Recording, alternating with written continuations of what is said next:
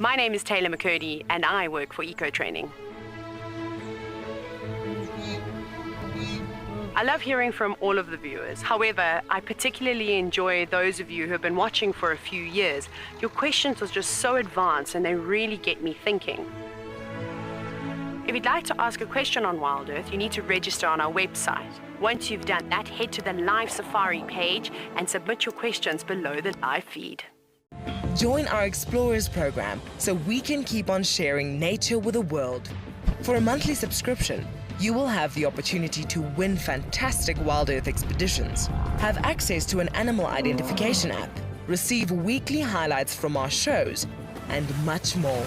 All the money will go to keeping these live safaris on air, which in turn connects a global population with nature. Hello everyone, my name is Trishala and I am a naturalist and safari guide here in Djuma Game Reserve in the Sabi Sands in South Africa. I think that the information that we provide and most importantly the questions that you ask give both you and I a really good idea of what's going on. My friend Fernando here, he's a flat-necked chameleon and I love them. They're just these gems that you manage to find in the bush. Catch up with the guides daily here on WildEarth. Have you been watching WildEarth and dreamt of being right there on safari with one of the guides? Well, now you can. WildEarth is offering you a chance to buy a ticket to dream. You or a friend can hop on board a live WildEarth show and join our guide on safari. The ticket is redeemable at any of our locations, anytime in the future. Only a limited number of tickets are available, so don't wait. Get your ticket now and start dreaming. Terms and conditions apply.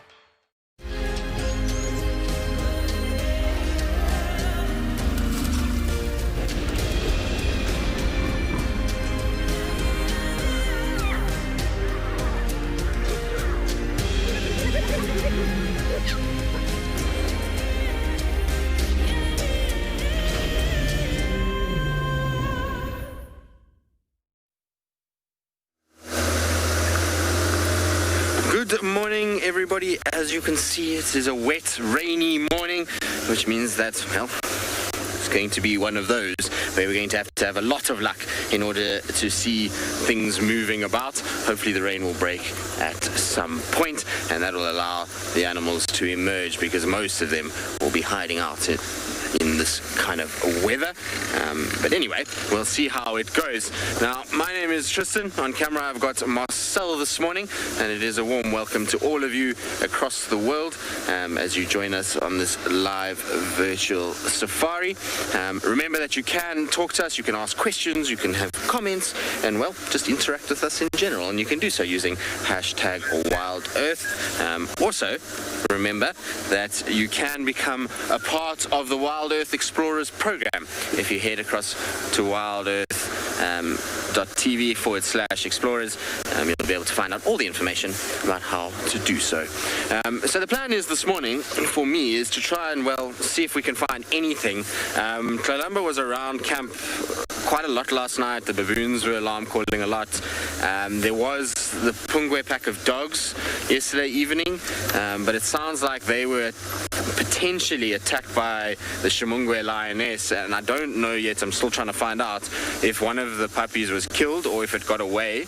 But they've now seemed to be running south, with tracks at least go south towards the sort of southern boundary, and the Shimungwe lioness looking as though she's going up towards Somambili side. So we're going to focus our kind of search around the central area. We're going to try and see if we can find any sign for Kalamba. Yesterday was the 4th of December, which was the first day that we ever saw Kalamba in real life in her den site back in 2017, end of 2017. So it'll be really nice to kind of catch up with her on the eve of that. Well, I suppose not the eve, but the following day of that kind of milestone, if we want to call it that. So that's kind of going to be the plan. With this weather that we've got at the moment, most cats will be just kind of curled up and sleeping. They'll only kind of come out when the rain starts to settle down. So what we're going to probably have to focus on to start with will be things like snails, because there'll be a lot of those out. Tortoises should start coming out. Find hyenas can be fairly active in this weather. And then a lot of your antelope species will be kind of huddled in open clearings. So I expect that's where we're going to kind of find animals and what we're going to be seeing up front, and then the bigger stuff will start to come out a little bit later, which will be good. But no trucks this side. I actually haven't even driven this road since I've been back. Everything has been kind of happening to the west and north. Not much around the camp at all, so it's nice to drive here and just see what's been moving around. So far, a lot of hyena tracks, but very little in the way of anything else.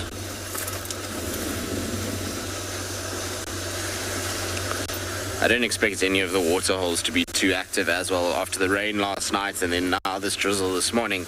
There should be quite a few puddles and mud wallows that will be full, so there's no real reason for any of the animals to be moving towards big water sources.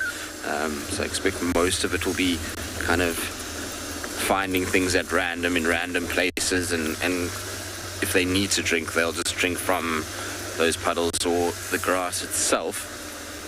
You often find a lot of animals gain moisture in weather like this from the grass itself. Something like a steenbok, they wouldn't have to worry about finding a water hole. We know that they are quite sort of dry tolerant, but when it's raining like this, a lot of what they get is actually off the grass, and sometimes you'll even see the cats licking grass in this kind of weather, and they get the moisture off the grass itself, and they actually don't have to worry too much about looking to find big water sources, which complicates things somewhat, but we'll see how it goes.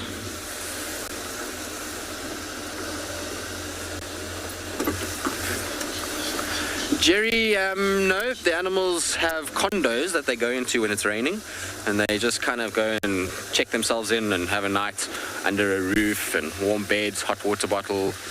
No, I'm joking. They do just sleep in the rain. What you'll find in soft rain like this is like something like a lion pride. They would lie probably fairly out in the open. If it gets heavier, then they start to move into areas that have got some cover, so some sort of a tree that they can get in underneath and just kind of sit and look miserable. Things like elephants and buffalo, they just don't really care about this weather at all. They kind of move around just as they would normally.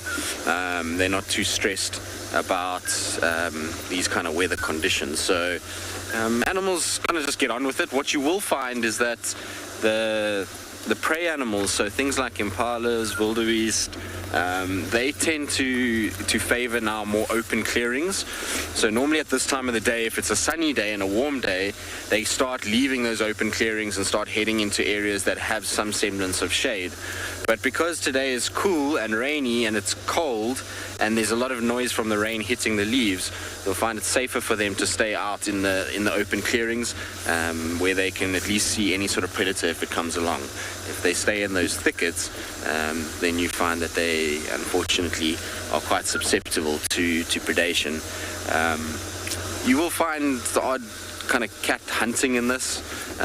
Most of the time not, though. They would have been fairly active during the night with the storm rather than trying to walk around in this, but sometimes you see them busy looking for food. Dogs are pretty active in this. They run around all over the show, so we'll see how it goes. I hear the radio is going crazy. I don't know why, what's going on. Somebody was calling me just now, but we'll get to them a little bit later.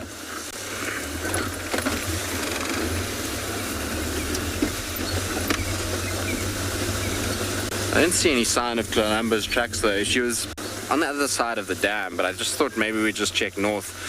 It intrigues me, her movements. As we know, she likes to walk a lot, and she's not a cat that sits still very much, but she was kind of, I'm pretty sure it was her tracks going into Buffelshoek yesterday. It's exactly the route that she walks.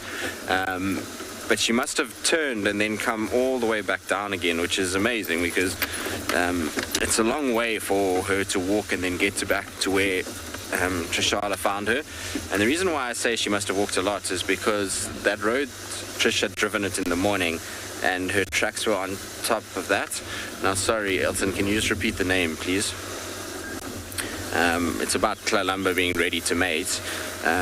So yes, I do think she is, and I think she potentially has been looking for males. Her movements last week, where she went into Little Garden, indicate that. Carpenter. So her movements would have indicated that she went in there. She obviously was calling that morning. She was scent marking, and she went out of her normal kind of area into Little Gari and wasn't seen until last night, which is a solid 7 days since that has happened. So, well, since we last saw her. So, I mean, that's a long time. Maybe she found Mulawati to the south. Maybe she was, I don't know, found another male somewhere else. You never know with her. But I do expect her to be coming into estrus cycles and looking to mate. Who knows? Maybe she's already mated. You know, we know with Tandi and with Sabui that they mated without anyone actually realizing that they had mated. So we'll just see if that's the case. I mean, time will only tell whether or not she's had little ones. All right, so we're going to see what we can find. We'll try and scrounge around and see what there is. In the meantime, though, let's send you across to Trishala so she can say good morning.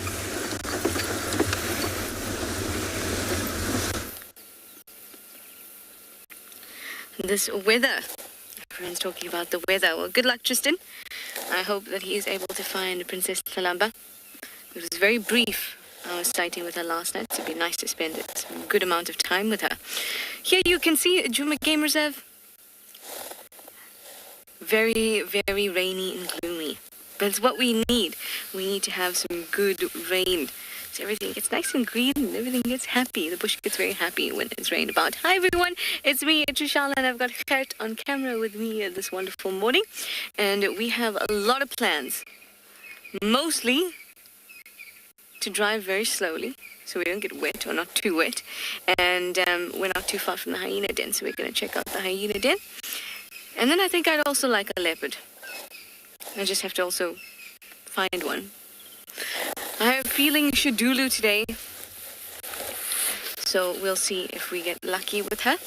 But first we'll check out the Hyena Den, and then maybe even Twin Dams, see if something's come in. I'm just gonna keep that just off straight, kind of like a diagonal between Twin Dams and Western Quarantine, because I feel like that's a good to-do area. And you'll often find that when a leopard that has a neighboring territory is out and about and sawing and things like that, the other leopard will come and advertise also. So we saw Kalamba last night on Quarantine, which is a portion of the territories that Shadulu and Kalamba share or border each other at. So maybe that means Shadulu would show herself because Kalamba did last night. Either way, we're going to find out because we're going to look.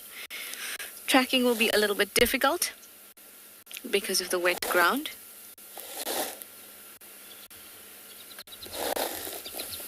But we're still going to give it a go. We're going to listen out for the great sounds. But first port of call, Hyena Den. So let's go.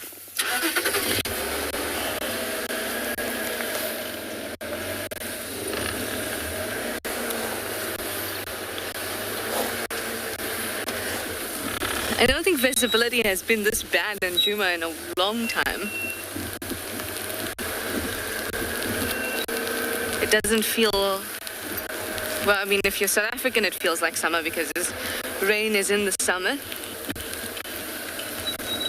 But if you're from somewhere else in the world where your rainy season is in the winter, this would feel like, how on earth can you say this is summer? Everyone looks togged up. And there's a rain falling.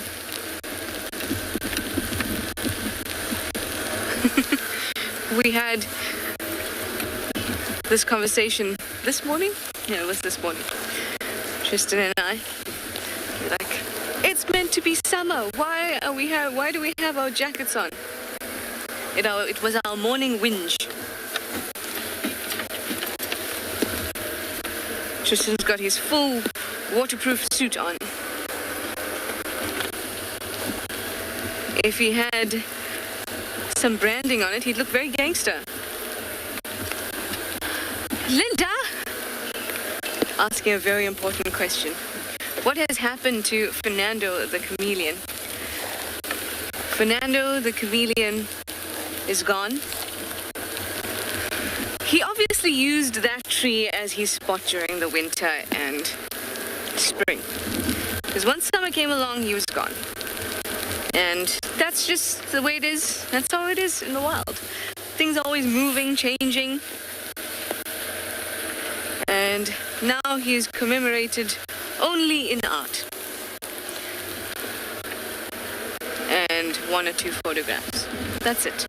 So Fernando is somewhere in the bush. I like that feeling. He's roaming around. Who knows how far he's traveled? How far he's gotten to, just on his little slow chameleon movements. And I've met chameleons since then, but none can replace Fernando. It's already fun in games. It was just wonderful to spend that amount of time with a chameleon, like we have in the past with Nonoka the chameleon. I was about to say comedian. Nonoka the chameleon. We had her for a long time. Excuse me while I adjust my cap there. And now Fernando, so maybe there'll be a new chameleon soon. Who knows?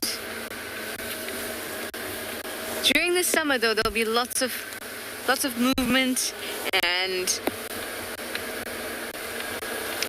lots of hunting, a lot more active, lots of activity compared to how it was in the winter.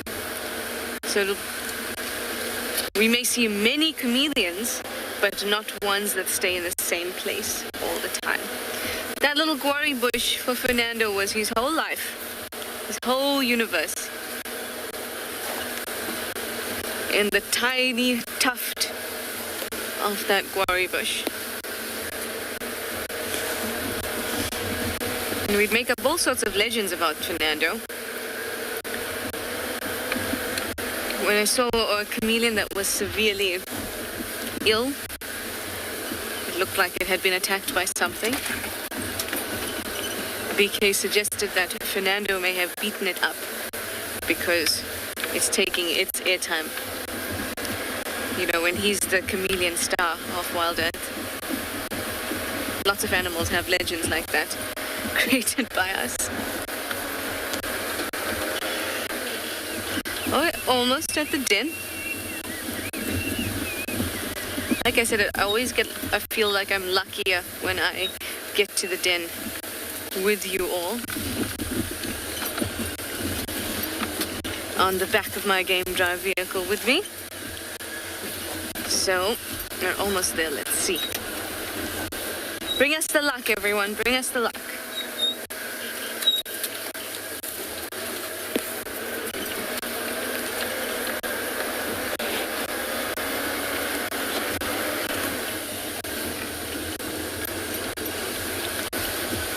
Is that Roop? You'd like to know what happened to Nstele? Nstele got down from the tree and managed to get a bit of the carcass and then just went up another tree.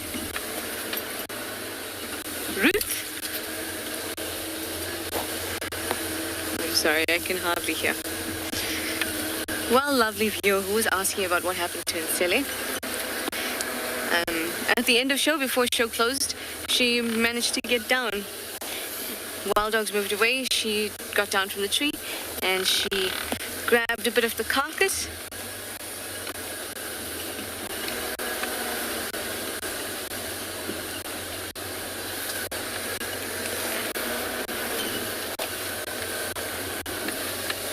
Guys, did you even send enough luck? The cubs are not out. Oh well. We will soldier on towards the waterholes and then search for a leopard.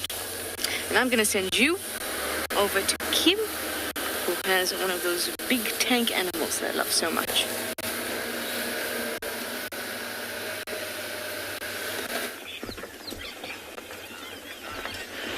Good morning, everybody.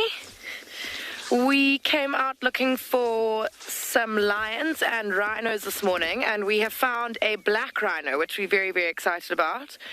And he's right out in the open, which is pretty cool for a black rhino. White rhinos are normally the ones that we see out in the open, so we're quite excited about it, but he is being a little bit difficult, moving off over the ridge there. And hopefully we can keep eyes on him for a little while. Welcome to andBeyond Phinda. I'm Kim, and we have Glenn behind camera this morning. And yeah, we, like I said, came out looking for rhino, and we found one, and a black one at that, which is pretty exciting.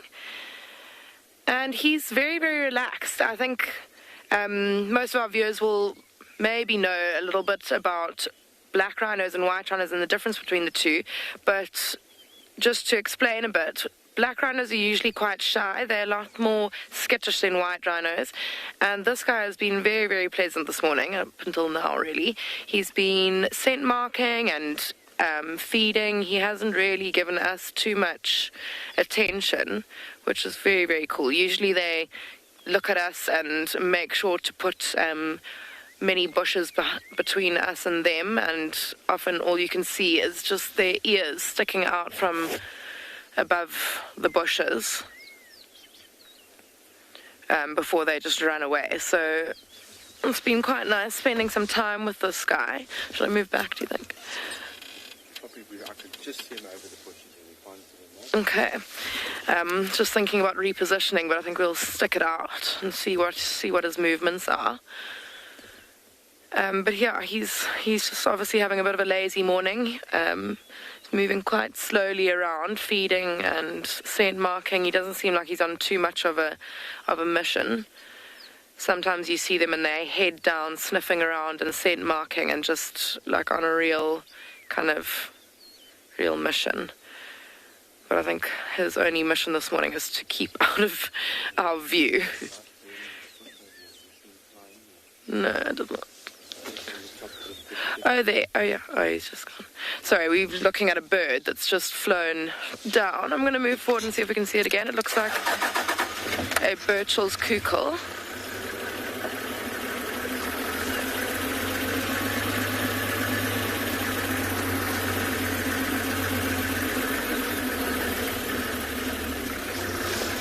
Okay, it looks like we've lost him. Well, lost the Burchell's cuckoo and the rhino. I can just see his back. We'll try one more little window down here.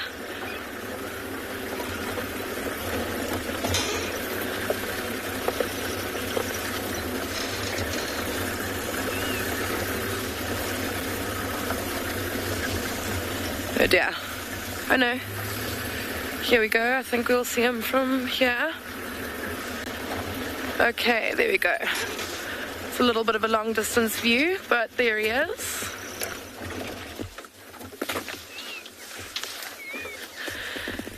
Yeah, just making his way. You can actually see his head a little bit better now. There we go. And you can see the profile of his back, and that is one way also to tell the difference between a black rhino and a white rhino. You can see that he's got quite a kind of swayed back, quite a dip in his back, and that he's got like a lump kind of towards the back of his back. A white rhino will have a lump almost in the middle of its back. So that's one way that you can tell the difference between the two. Yeah, I'm feeding now. You can see he's having a go at that bush. Again, another difference. Black rhino will feed on bushes, so they are browsers. Bushes and small trees, whereas white rhino are grazers and they'll eat grass. And they tend to prefer thicker areas because of what they eat, so they'll be in areas where there are lots of bushes and trees, and white rhino will be out where there's lots of grass and grasslands.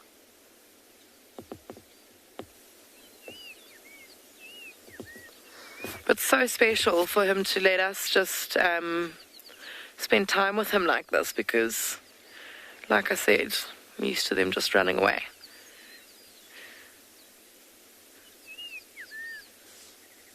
He is moving down towards another road, which I think would be quite cool if we can see him crossing over.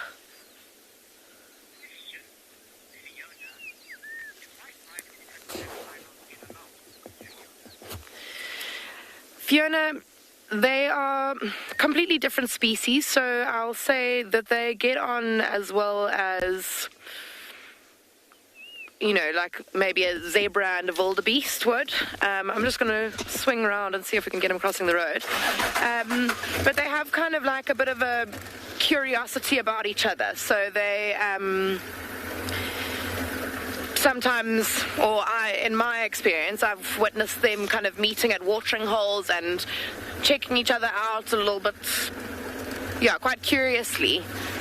They don't seem to quite know what each other are, but there's no aggressiveness or anything like that. It's just a little bit of sniffing one another.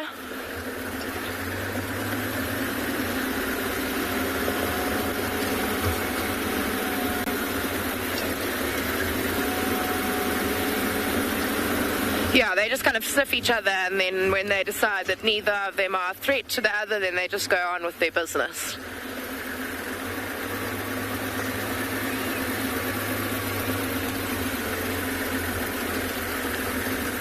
There he is.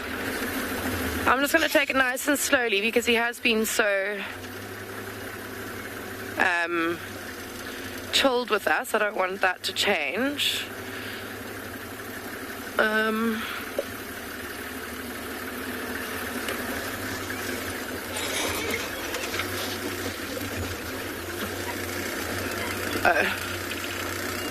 Okay, let's carry on.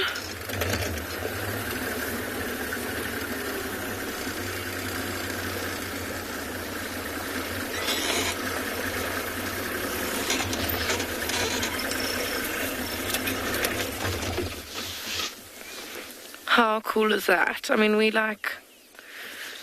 pretty close. And he is just so relaxed with us. Shame, he's got a few wounds on his side, one just behind his front leg and one in the crease of his hind leg. And that's something that's quite interesting about black rhinos is that they've got quite... Oh, they're going to scent mark. It's got a tail out. There you go. Spray, spray. Well done. Good boy. Just making sure that everyone knows this is his territory. And no one else is to come here. But yeah, they tend to... black rhinos tend to have... They get like these skin infections. They don't have very strong skin. I'm not sure why, but it's fairly common to see black rhinos with wounds like that, like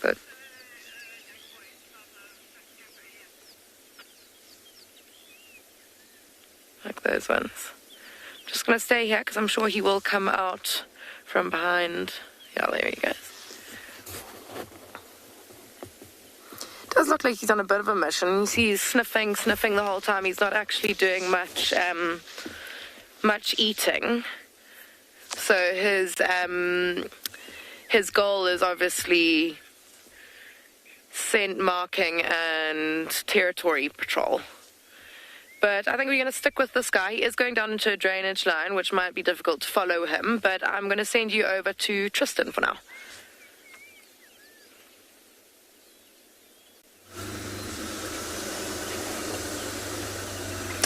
Well, I'm very jealous of Kim this morning.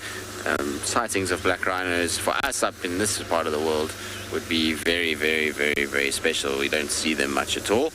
They do occur within the greater Kruger system, but not nearly as prominent as other rhinos that we get out here. But also just rhino around is very nice. They're such a special animal, can be so cantankerous at times. I always enjoy their attitude towards life. It makes me laugh when you're not on the receiving end of it, that's for sure.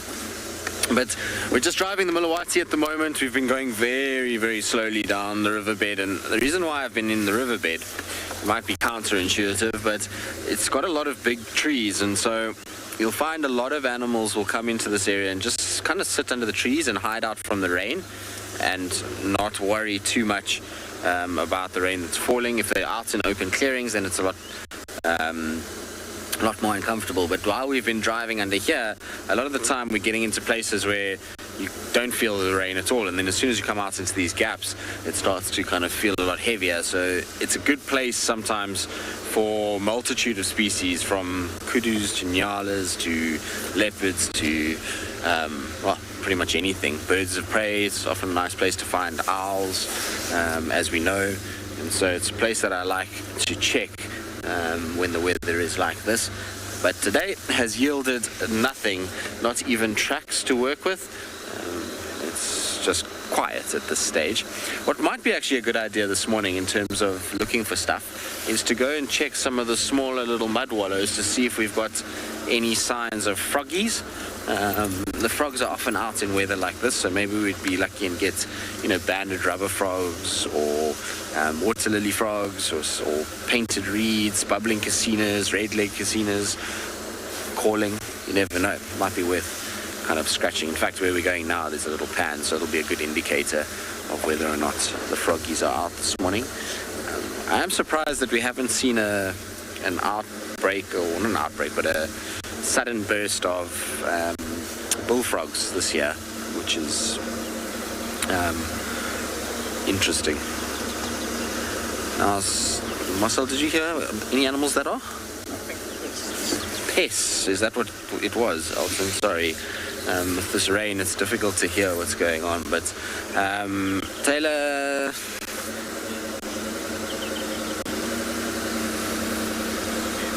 Sorry? Deaf. Oh, okay, there we go. Any animals that are deaf? No, I don't actually. Let me just think about this for a second. Not that comes to mind. Hearing out here was a pretty important part of being alive. So no, I don't think so. Even in the insect world, a lot of them rely on sound in order to attract mates. No, I don't think so. I mean, there's maybe reported cases of animals being deaf due to something happening to them, but it'll be very, very difficult for them to survive out here. When something goes deaf, the chances of being killed is quite real. You've got a lot of things that eat. There's an animal. Let's stop and admire the impalas for a little bit. Sometimes in the rain it can lead to us finding something. If we just stop and listen for a little bit and watch these guys. So it's a little bachelor herd of impalas. This time of the year, not that common to see these bachelor groupings. Normally the bachelor herds are during the rut season. It's when you find the males on their own. Now it's quite common to have mixed groupings, but you can see how sort of shy they are at the moment. Even just us stopping like this, they'd rather move away. So they're going to be a lot more aware of their surroundings and a lot more aware of what's going on around them in order to stay safe in weather like this. And it goes back to what we were saying about being deaf. If the animals out here can't hear, there's so many different things that predate on each other, and even if we take in case, while we were off as well, I spoke to the guys that saw what happened last night with the wild dogs. Even if you take that case, predators, they still sometimes kill each other. So it's a difficult world out here, and if you can't hear, it's going to make life really tricky. But essentially what happened last night is the Shimungwe lioness attacked one of the dogs. The guys don't know if it was an adult or a pup, because what happened is that they saw the dogs. It was after dark, so it was immediately a close sighting, and as they drove down the road, this lioness walked out into the road carrying a dog and then crossed the road with the cub following. So they don't know, the guys said they didn't stick around long enough to actually see if it was a young dog or an adult dog. But quite sad to hear that one of the dogs was taken. by lions. It does happen, unfortunately. It's a common thing in wild dogs to see them being taken by lions, and like I say, even sometimes big male leopards will get hold of them too. So, and those guys have super hearing, so you can imagine if you can't hear out here, how difficult it would be at night, particularly for any sort of animal living in this space. All right, this is the little pan I was talking about in terms of maybe we would hear some frogs. It's just on my right-hand side. So, it doesn't seem like there's too much activity. I'll just turn off to listen. You know when it's kind of good frog weather, when you drive up and the kind of sound of the frogs is overpowering the engine of the vehicle. That's when you know the frogs are at their best. But it's completely silent. This has never really been the best frogging pan though. There's not enough vegetation for them to hide in. The best one is the one that's close to Twin Dams, and then those ones that are off Shabamu. They've got a lot of vegetation inside them, and the frogs seem to absolutely love them. But otherwise, all quiet here. Not even the birds are calling this morning. I think everybody's decided, let's just rather sit in bed and take it easy.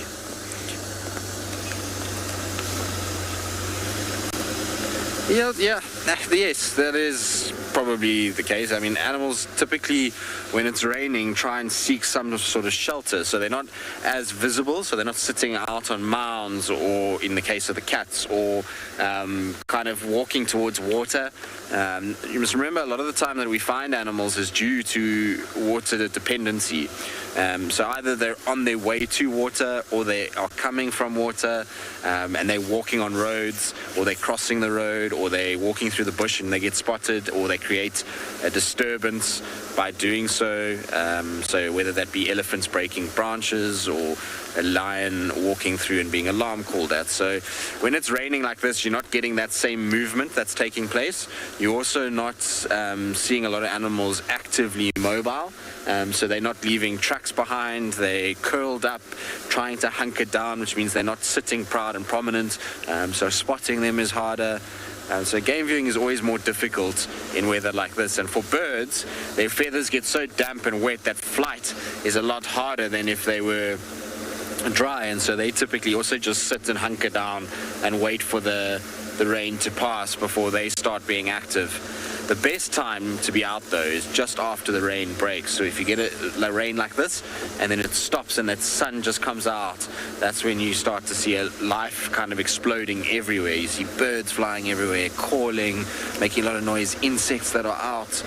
You even see the animals starting to kind of come out and move and do things. So when there is rain, there's always a silver lining at the end of it. You just got to be patient and kind of get through it and hope that you can find something in the rain itself that allows you just to hunker down with it and take it easy. I'm hoping that we'll get some ellies though. Ellies like this weather. I did briefly see a herd yesterday on our way home when the rain started yesterday afternoon. So maybe they'll be out and about.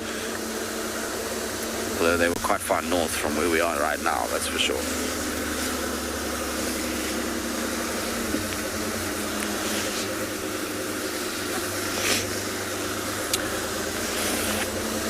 So what we're trying to do is when we're driving now and looking is trying to check under as many trees as possible, particularly things that are very well foliated. So on our left-hand side, there's a prime example of a really good tree for animals to sit under. There's a wattle there, a weeping wattle. You'll see it right there. Now you can see that it's densely packed with leaves, which means that underneath there, very little rain actually gets through. You'll find that there's a kind of dripping that takes place, obviously, because water will find a way, but it's not as bad as sitting out in the open, kind of being hit by the raindrops. So a lot of animals get in under those kinds of trees. So when you're in the rain, those are the kind of places that you want to be looking, is right in underneath, closest to the stem or to the trunk of the tree as possible, because most things will be kind of curled up in that sort of area.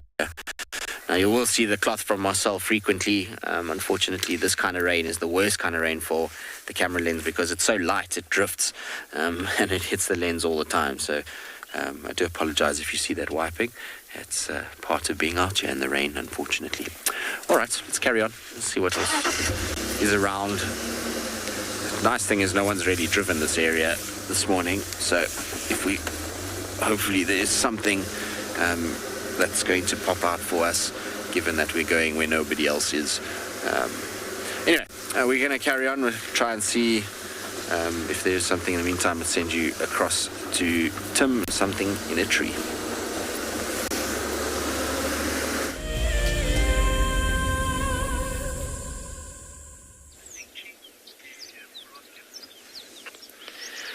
So we were just driving along through a little bit of a thicker area, and we decided to stop and just listen to all the birds waking up and getting active, and wanted to share it with you. There's this little red Back Trike who was shouting, and there are just so many more. So we're going to sit and just listen for a little bit and hear what there is around us.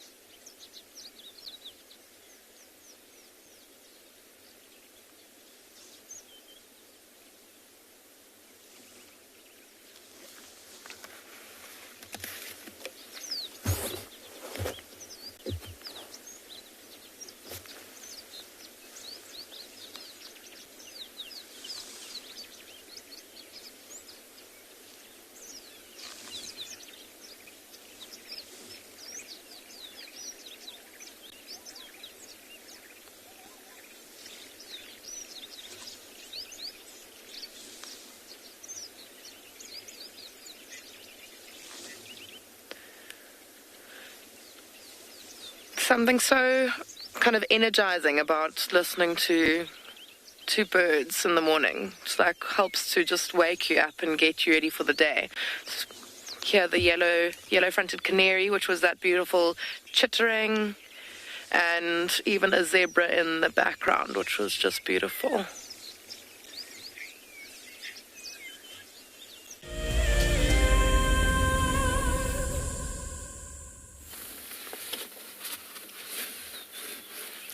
Well, as you can probably tell, when the weather's like this, it's quite difficult to find animals.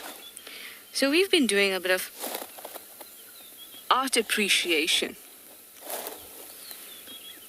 out here. Here we have some sickle bush that have lost all their leaves and are yet to come back. Oh, there's a few leaves sprouting, but look at them all coming out from the ground like spears with lichen growing all over them. What does it say to you? It's minimalist, but there's something very historical about it, almost as if it was a Stonehenge type of structure. Anyway, that's all just my 2 cents interpretation, because that's what it is. It is just a very, very low-value art interpretation going on there. But what's really cool is that when it's damp and wet, the lichen really, really pops.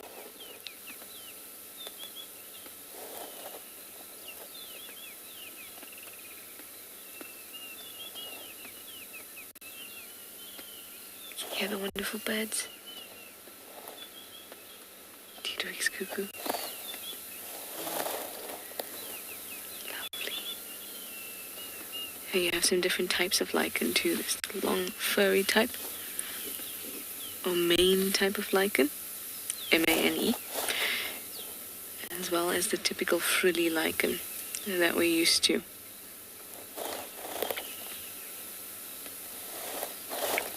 Very cool. All these little things pop when the weather's like this. And it's just about appreciating them. So Tristan's appreciating one of my favorite little things in the bush. So why don't you go over and see?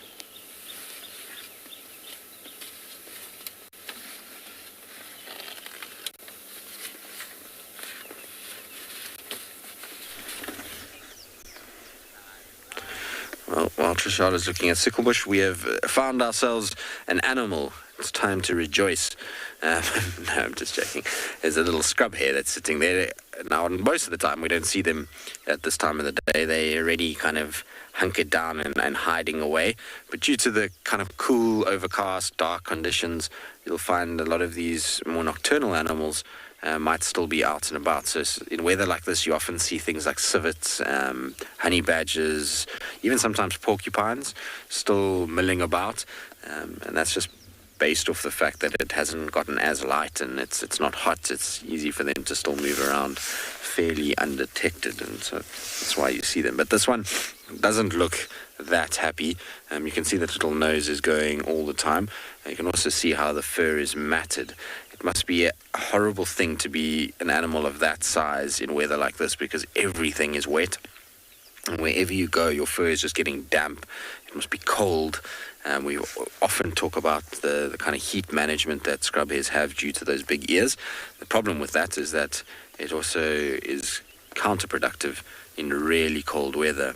And I wouldn't be surprised if we have this continuing for the day today, that we might even find the odd impala lamb that's dead tomorrow when they go through cold shock. Or damp cold shock like this. You often find carcasses. You can see though how well camouflaged that little scrub hare is hiding there. And that's why leopards often will walk around these bushes and try and kind of sniff and check around in order to see if they sort of hiding in that area. Deirdre, no, these scrub hares are not only found in South Africa. I've seen them in Botswana. Oh, there it goes. It's decided to bolt, unfortunately. But I've seen them outside of South Africa, so it's not just in this area. One thing I did want to show you guys quickly is Trishala was talking about trees, and I'm going to kind of show you a leaf here. Earlier I was saying to you that a lot of the animals actually will get moisture from the leaves and grasses, so they don't actually make their way towards water points. And you can see how, or what I'm talking about. You see all these little droplets? So often what you'll get is sometimes an animal will come along and it will basically just lick off these droplets and be able to use that as the moisture that they need. And they'll do that with grass, with various trees. I mean, a cluster leaf is always a nice one to show you because of the little hairs. The water forms these droplets on them. And you get this kind of beautiful appearance, even like this little silvery sort of shine to the leaf and to the droplets themselves. But it's easy then to get moisture off of it, and it doesn't take them long just to walk around and kind of lap up the moisture off of these blades of grass and leaves, and therefore not have to worry about moving big distances in order to find water that they need. I mean, a car would be a perfect place for them. You can see how many droplets are on the bonnet at the moment. All right, let's carry on. Our scrub hare has departed, unfortunately. It's left us to our own devices. Not very nice. Right, now this time I'm not going to call Kim Tim. We're going to send you across to her. She's still with her rhinos.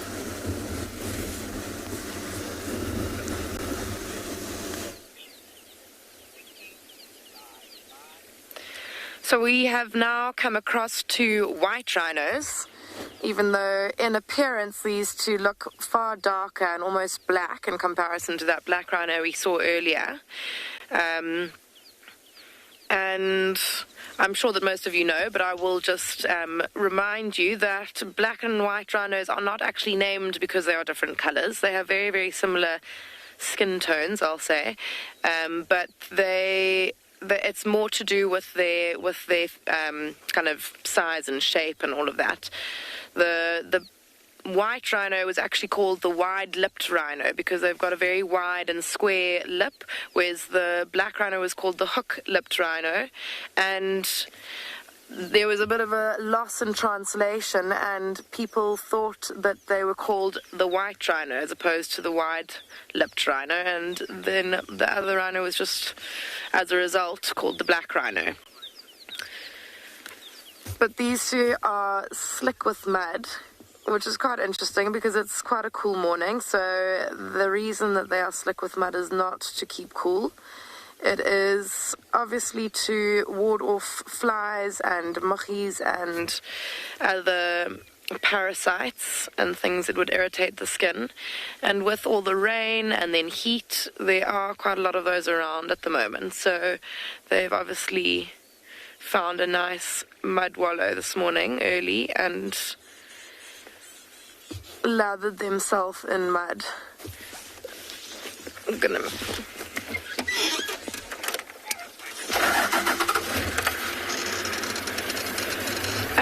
Johan, the white rhino is quite a bit bigger than the black rhino. Sorry, I'm just moving forward so we can get another view of these rhinos.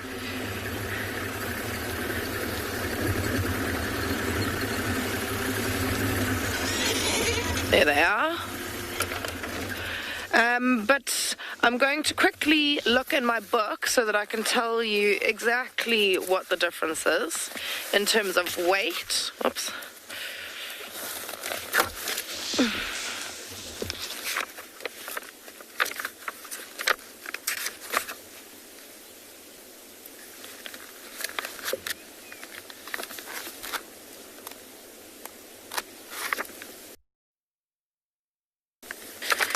So, my book says, so it's actually almost half of the half the weight of a white rhino. So it says that white rhino can get up to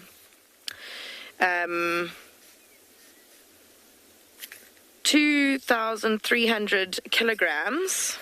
And a black rhino can get up to 1,100 kilograms. So, I mean, it's quite a significant difference, quite a significant weight as well. But yeah, so, I mean, you can tell that gives you a bit of an idea of how big a difference it really is in size.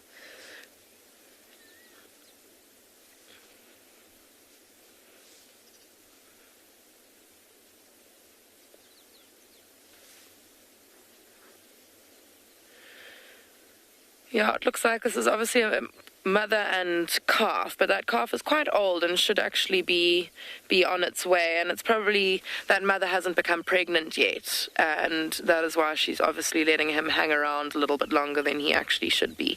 He's definitely weaned off milk. He's got quite a long horn on him, and one of the ways that black rhino, or I mean just rhino in generally, are weaned off milk is that the growth of their horn actually gets in the way of them suckling from their mother. So as you can imagine, it's quite difficult. The teats are placed, or they're situated kind of behind the back legs, or in between the back legs of the rhino, and that horn obviously gets in the way, and you can imagine them trying to suckle and stabbing their poor mother in the udders. and then obviously that discomfort makes her discourage the calf from suckling, and that is one way that they weaned off. So this one is obviously, well, you can see the horn is quite big, and I don't think that he would actually be able to reach those teats anymore. Okay, well, they are nice and deep in the bushes, and I don't think we can be able to get a view of them again.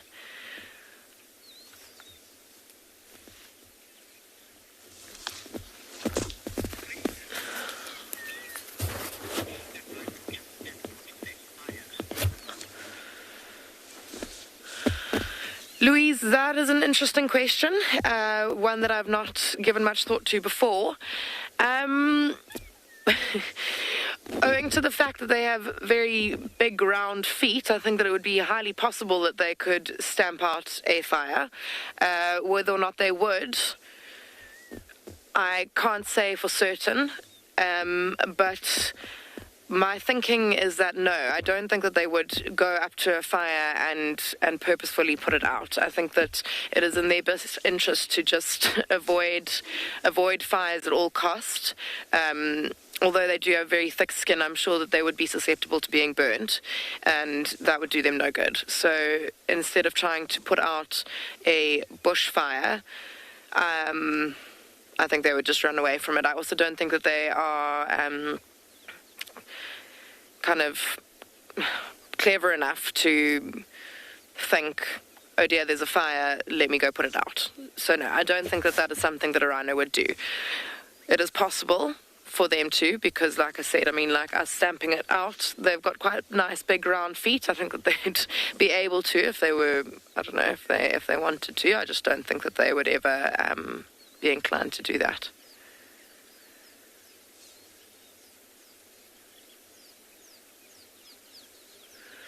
All right, but I think that what we are going to do is carry on searching. Oh, there's the youngster.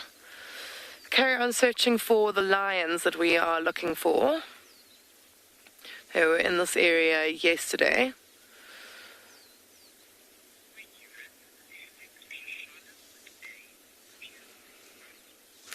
Yeah, so I think we're going to carry on along this road here and just see if we can see any tracks or signs of them. But for now, I'm going to send you over to Trishala, who has got a spider web for you.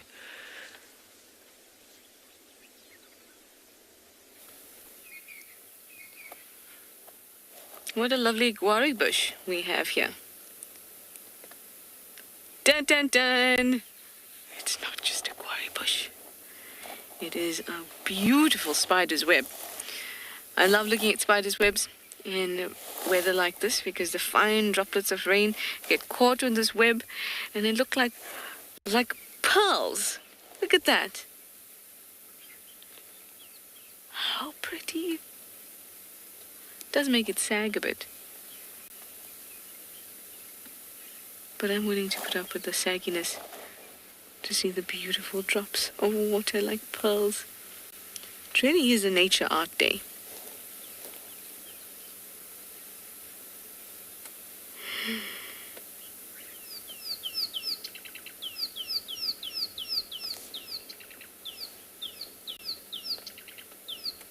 That's a rattling testicular you can hear in the background.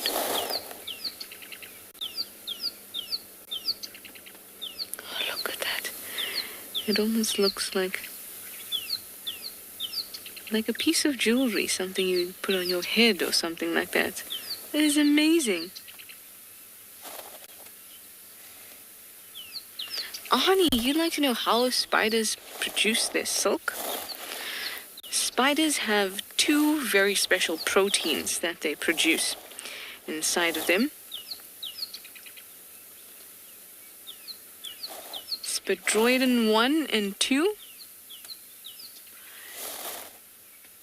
And they combine those proteins in an organ near their spinneret into a liquid. So the spinnerets are the parts of their body that are on their underside of their abdomen that will actually spin the silk, hence the name spinnerets. But that silk is in liquid form inside their body and is full of proteins. And that liquid is called a dope. The dope then gets pushed through the spinnerets, and once it's exposed to the air, it becomes a solid, like we see here. Yeah, hyenas. In the direction of the den. So that's a good indication. It's a very, very specialized thing to produce silk. Very, very specialized. And moths and silkworms obviously can produce type of silk, but nothing to the extent that spiders can. And because of the fact that they have these special proteins in them, they can be recycled. So that's why spiders eat their silk at the end of the day. Or at least most of the time they do. Sometimes they just abandon it. Because it's a very valuable and biologically expensive material. It takes a lot of effort to produce it. And for a little spider, they're producing biologically expensive silk and biologically expensive venom. Both things take a lot of time, a lot of metabolic energy to produce, and a lot of special components that they have to make, like these proteins. And remember that silk is made of proteins, venom is made of protein. Very intensive, expensive products. So that's why I find spiders amazing, just by the mere fact that they can do both those things. two very special adaptations. So now that I've shown you this gorgeous pearl of web of pearls, that's what I meant to say. I'll send you over to Tristan. He's got a bird of prey in a tree.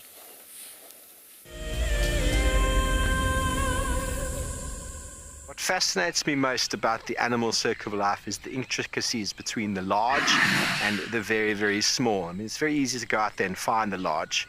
Once you found the large, the cascading effect down to the small absolutely fascinates me. Alertness and situation awareness is by far the number one aspect for protecting ourselves out on safari. Catch up with the guides daily here on WildEarth. An ever-increasing part of the global population is losing its connection with nature. WildEarth is here to reduce people's stress and anxiety, allowing you to escape into nature even just for a few hours a day. However, WildEarth is expensive to run, and we need help from you to keep this ship going. WildEarth Explorers gives you the opportunity to be a part of a program that supports the sharing of nature with the world. My name is James Hendry, and I work here at Djuma Private Game Reserve in the Sabi sands on the western fringes of the greater Kruger National Park. My favorite part of getting questions from viewers is that we get to have long and varied discussions about all sorts of different aspects of nature. Because our audience comes from all over the world, it's very special to have different perspectives from everywhere. If you want to submit a question on WildEarth, you need to register on our website. Once registered, go to the Live Safari page and submit your question beneath the live feed. Welcome to my car. This is Wendy, and she's my favorite. She would love to have your name attached to her, so you can be with her every single time she goes on a safari here in Djuma. If you become a WildEarth Explorer, you will have the opportunity to buy an engraved tag, which we will attach to her. We will make sure to send you a digital picture to show you exactly where you are sitting on her. You will have front row seat in every single sighting.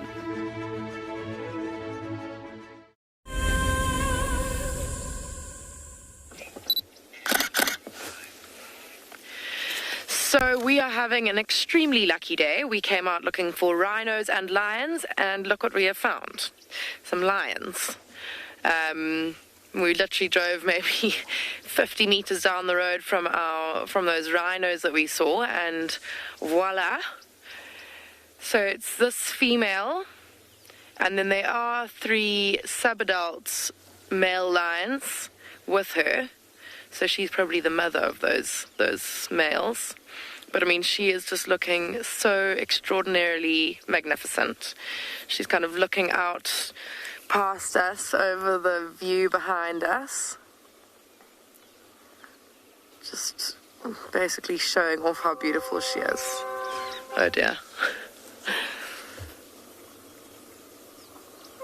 Can hear a train in the background, which isn't that great. But she does keep kind of looking quite, she's looking around a little bit lazily, but every now and again her ears prick, and it appears that she's kind of seen some movement off in the distance, which is quite exciting because it means that she looks, she is kind of looking out for stuff. There you go. See how she's looking now with her ears kind of trained forward. Oh, she really is just magnificent though.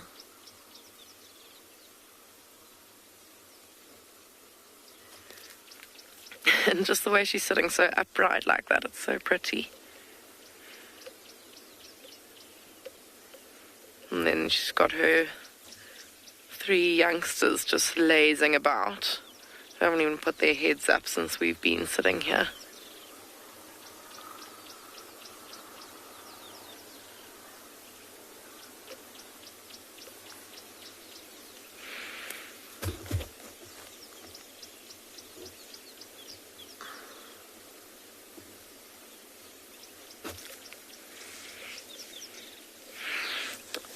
I'm just looking around and I'm kind of looking at where she's looking at, and I can't see any other game. It's pretty quiet around here. It's possible these lions have been here for the whole night, and maybe the other animals have cottoned onto that and have moved out of this area, because just looking around it is dead quiet in terms of other game. Well, except obviously the rhinos that we've just come from. I think she's decided that as well, lying back down. But ever alert, she's got her nose up and ears alert, ears kind of to attention.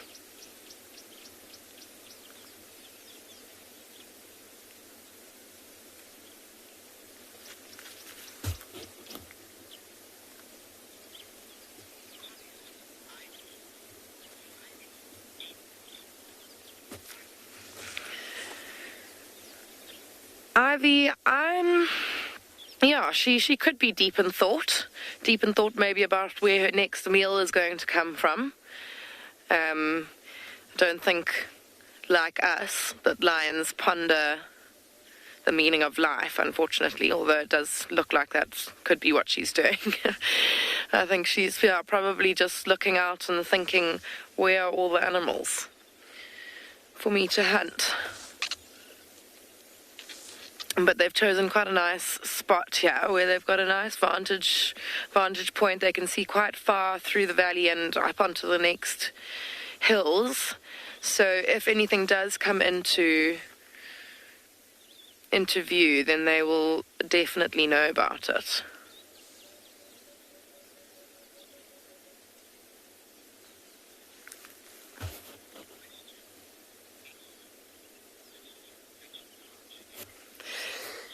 Betty, that's very observant of you. It does look like she's got scratches around her neck, but I think that is actually, it looks like ticks to me. And I think that I just want her to turn her head again so that I can see properly. But yeah, it looked to me like ticks. Lions are quite, they can be quite dirty animals. If anyone has pet cats, I think that you'd know that they are quite capable of grooming themselves pretty much everywhere. They're very flexible, and they can lick themselves almost all over the place, and they even groom each other, and they use their paws as well to groom. But sometimes lions just don't feel like it, I'll say, and they'll just leave ticks on themselves, which is pretty gross, I guess. And I think that that's what's on her. She's just got some ticks up around her neck.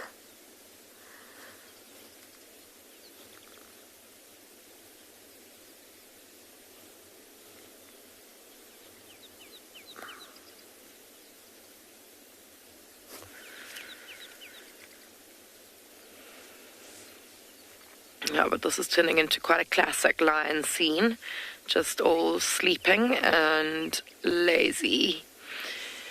I will stick with these lions, I think, just because she was showing interest in the surrounding area, so it's possible that if something does come in, there might be a little bit of action. I won't get you too excited, but for now I'm going to send you over to Tristan.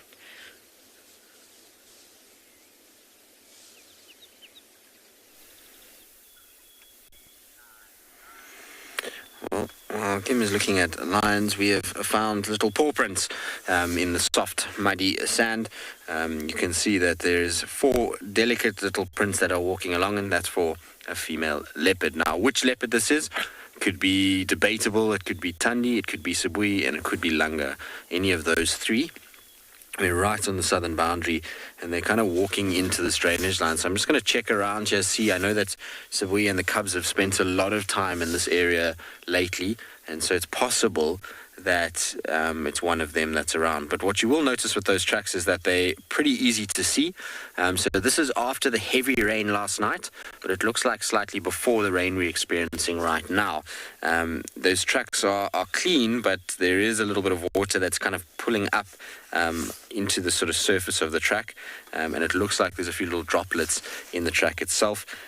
So I suspect that was just prior to this rain starting early this morning. And I know that the guys have got tracks for Thandi I torture it at the kind of area where the little cub has been seen a lot.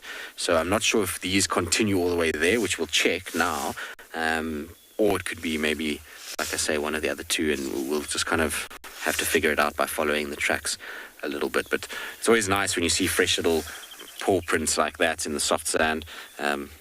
Makes things quite exciting, that's for sure.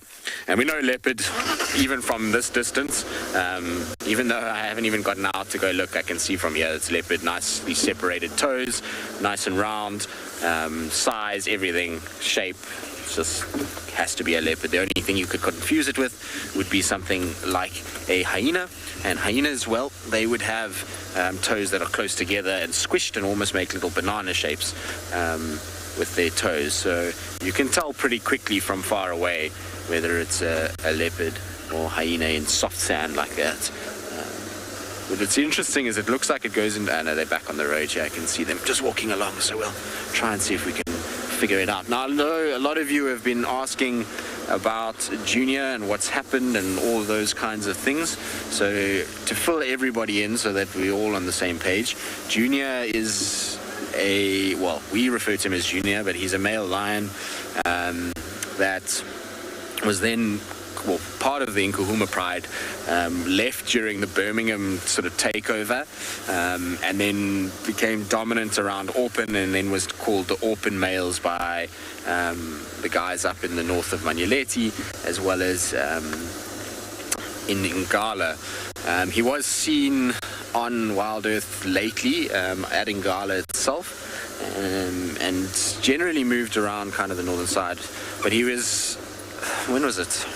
2 weeks ago or last week, he showed up inside Buffel's Hook with a very swollen bottom jaw. Unfortunately, he did not make it, so he is unfortunately died this week. What the causes of the death is no one is 100% sure yet. The samples have been taken and they are going to be tested to determine cause of death. There's quite a few options that it could be within it, and so we'll just wait and see what the reports are before making any jumping to any conclusions. Like I said, there's quite a few different options, but it's very, very sad. He was a beautiful, beautiful male lion. He had a beautiful mane and had overcome quite a lot. He was a single lion in the Nkahuma Pride, and so when he got kicked out, he was on his own. Somehow managed to find an older lion that he hung around with that they called Buddy, who was also not in great condition lately, and they became this coalition together and did quite well for themselves, and then it seems as though something has kind of happened. What has happened here? Oh no, that sucks. So there's a termite mound to my left that is an old den site for hyenas, particularly. We used to have a warthog that used to live in there, but it seems the tree has fallen over and collapsed the entire entrance to the hole. I don't know how long this is. Maybe some of you have seen this already, but that's the first time that I've seen the damage to it. That's a shame. It used to be this beautiful little den that used to go in there. We used to have a hyena called Gwen that used to den in here. And I've seen, like I say, I used to see warthogs go in there, and I'm sure many other creatures used to use it. But with the collapsing of that tree and the roots breaking, so the whole entrance has caved in. Oh no, that's not ideal.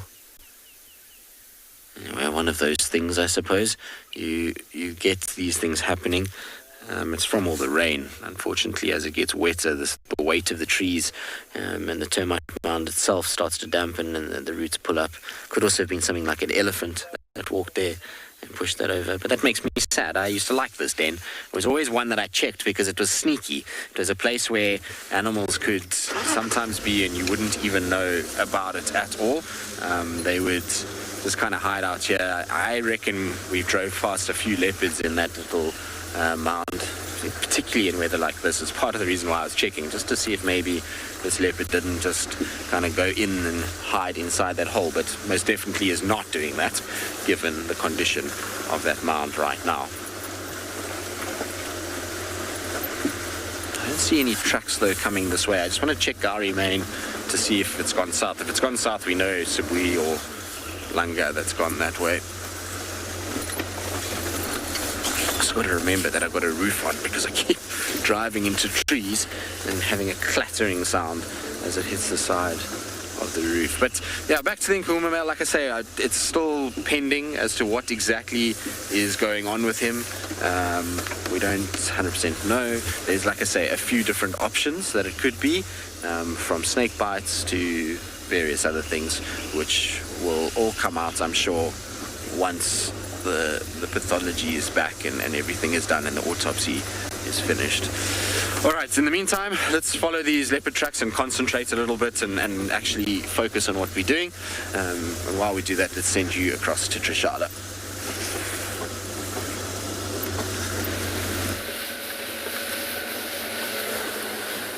Just in following leopard tracks, that's going to lead him to a leopard because that's what he does.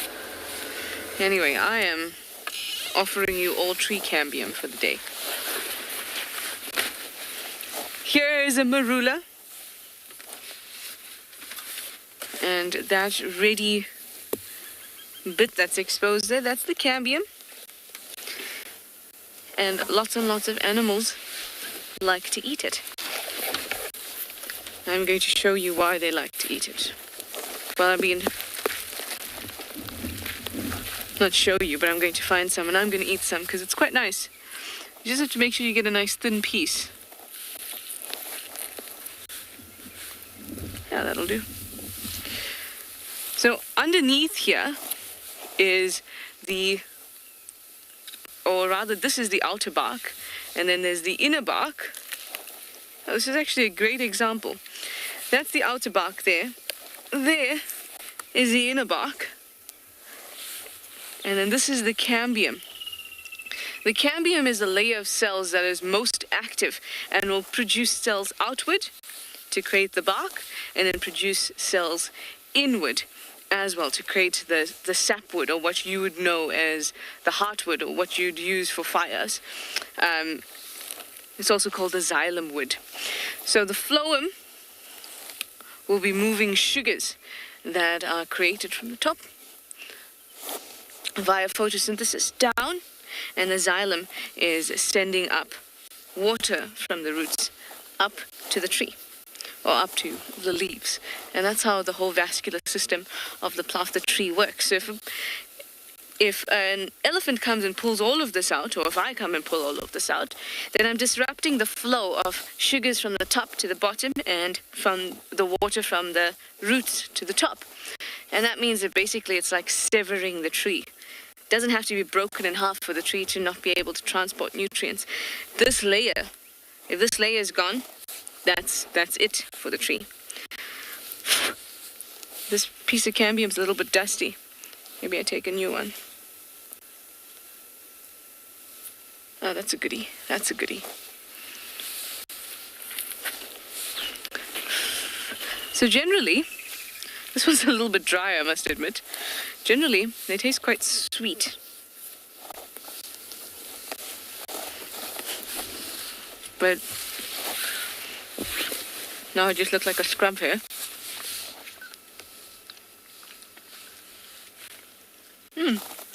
Actually does have some sweetness to it. It's very rough though, so you can't swallow it. You can only just kind of chew it and get a bit of sweetness from it. And that's why elephants like it so much. Just plug myself in again. It's a little bit like chewing very slightly sweet paper. So it's not pleasant. But I suppose if you're eating leaves the whole day and chewing on stems, then maybe it's not bad. Excuse me. Thanks. I love the color of it. I think the color of tree cambium is gorgeous.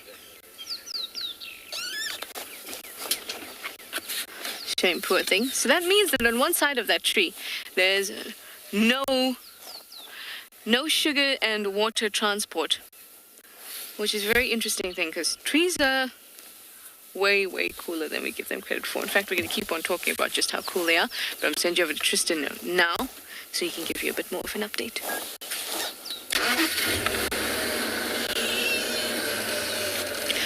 Millipede.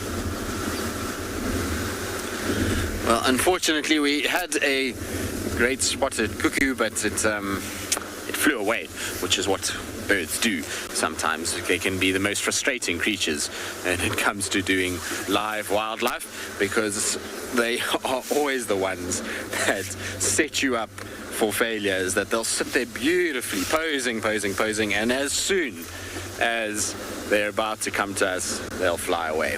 But it's just the way it goes. The reason why I wanted to stop for that particular cuckoo is that we keep seeing it the same place. It's these two great spotted cuckoos. They hang around exactly where we are now. I've been seeing them, I think I saw them yesterday, I saw them the day before. So they're kind of sure bet if you ever want to see a great spotted cuckoo. There's also a whole bunch of impala tracks. So I haven't picked up where this leopard is gone. I'm just going to quickly check on Chitwa's side just to see if she hasn't crossed southwards. The tracks for Tandi that they've got are quite far to the north coming out of Djuma, so I don't think it's her, which is why I want to just double check this side. And if there's nothing here, I'm going to go back and just check if that leopard's not lying in that drainage line that we were running parallel to with those tracks. I had the tracks on the road quite far down that road, and then, you know, with talking about the mound and stuff, I didn't see where they went. So I'm hoping that she cut across and is going to be somewhere here. We know that she likes to leave her cubs, if it is Sabui, to the south, and so often she will kind of pop out in this area on the cut line of Chitwa. So I'm going to just double check, see if I can pick them up. In the meantime though, let's send you back across to Kim and her pride of lions.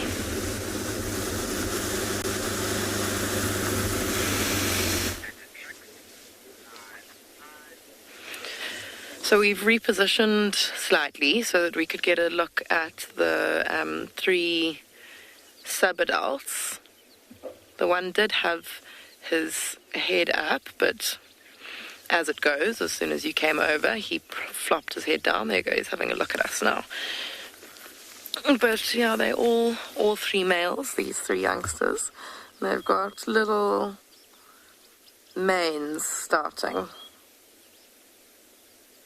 on all of them. When they sit up, you can see, but you can actually kind of see under this one's chin and around his neck. And you can see a little bit of thicker fur, which is his mane starting.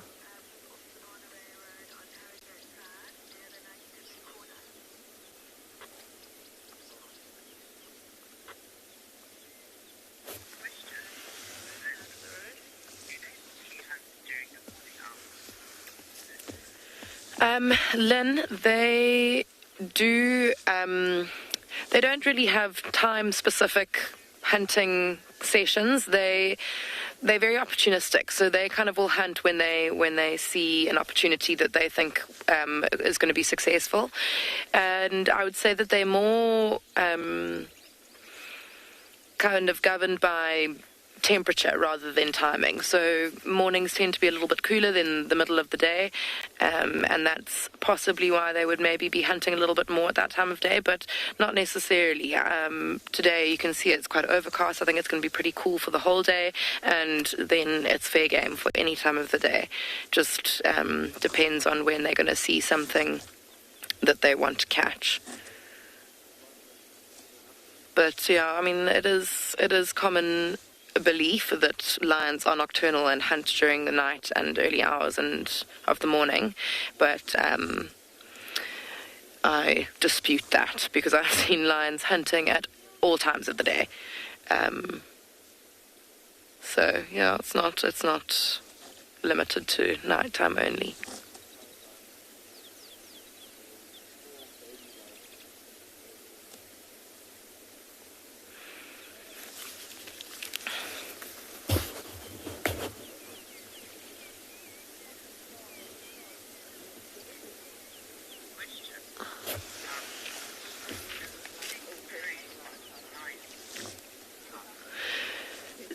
Trouble? No. Just especially with the wording that you've used. So to be preyed upon is kind of like they're going to be eaten, and no, nothing eats lions. And even with that, they don't have very many natural enemies or threats really that are going to kill them, like be out to kill them. Their biggest threat, I suppose, of cubs, and especially these cubs, these males, will be other male lions that aren't part of their pride, that would come out and want to mate with their mothers or sisters, and then they would actually kill these cubs or try to kill them or chase them off. Buffaloes can be a bit of a threat sometimes, especially also to cubs. Some animals can recognize that a lion cub is going to grow up into something that will be a threat to them, and then they would actually then kill the cubs. But as fully grown adults, lions don't have very many threats. They kind of rule the roost, and that's why they can sleep as you see them sleeping, nice and sound without a worry. They're not very, very alert. And that's just because they don't feel that they are in any kind of danger. Very, very different to the cheetah that we were with yesterday, who are constantly alert, looking around, ears pricked, because they do have threats. They've got quite a lot of animals that will kill them. And that's also, I wouldn't say they're preyed upon by any animals, because they don't get eaten, they just get killed. Well, I mean, unless it's a crocodile.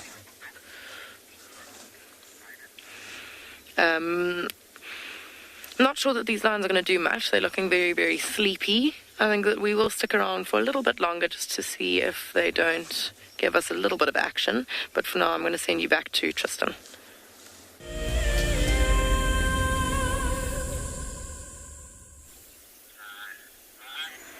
Well, while Kim is looking at prides of predators, we've got a very small predator that looks like it's cleaning itself. There's a little green pea spider, and they're quite common out here, particularly in the summer months. You see them all over the place. It's got these kind of beigey, sort of see-through legs, and then this bright green abdomen, which is where it gets its name, green pea spider. It looks just like a little pea running around. When it eventually does kind of turn, you'll see what we're talking about. What is it doing? Is it processing some web? Looks like it. There we go. You can see that little green abdomen, which is exactly what I was hoping it would do, is show it off. It's almost like it's modeling now. What are you doing? It's difficult to see if there's a web line that it's following. It almost looks like it is displaying. So it's almost trying to show off. I often find spiders will do this, is that they'll lift their abdomen like this and they'll present the brightest part of their body. You see it in peacock spiders. They do the same thing. And it's normally towards a potential mate, but I don't see any other spiders here at all. What it could also be doing is trying to do what's known as ballooning. And so what that is that they basically lift that abdomen like that, and they release silk. And the silk then travels and eventually latches onto something, and they can then grab it and move. And that's how these guys will travel big distances. But I don't see silk coming out. That's fascinating. What are you doing? Pretty cool though, isn't it? Beautiful little creature. All right, well, we'll leave it to its own devices. We're going to carry on following these leopard tracks that go into Chipta.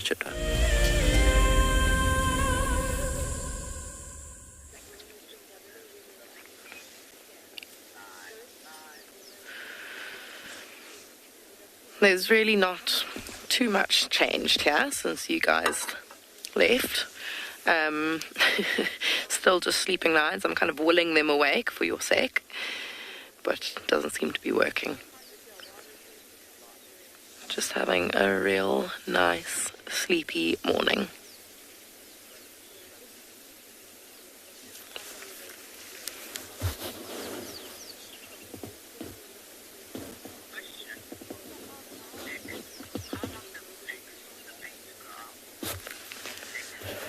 Nick, the mane of a lion grows for quite a long time.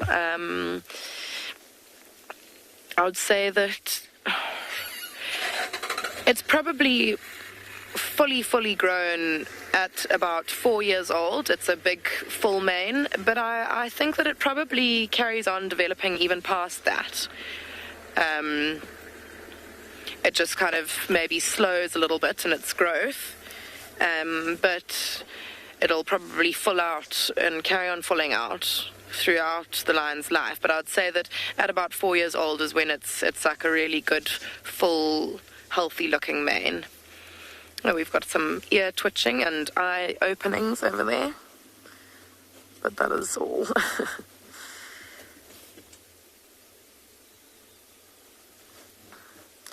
Yeah, and that kind of growth of the mane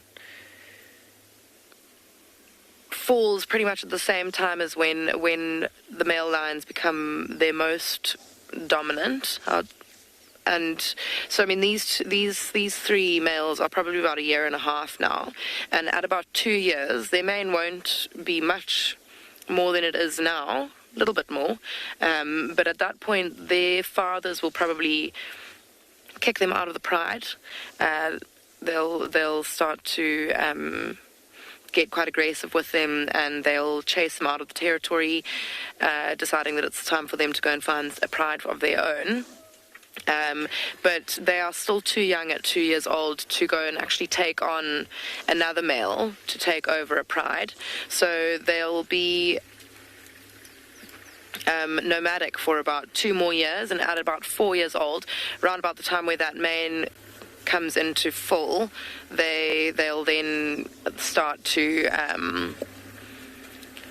look for a pride of their own. They'll start to challenge male lions in different territories, because you can imagine it's quite a difficult thing. You know, you get kicked out of home, and then suddenly you have to look for an area that isn't already taken by another male lion, and that's quite a thing. So while they're nomadic, they're kind of squeezing in between and through other male lions' territories, and that's quite a scary thing.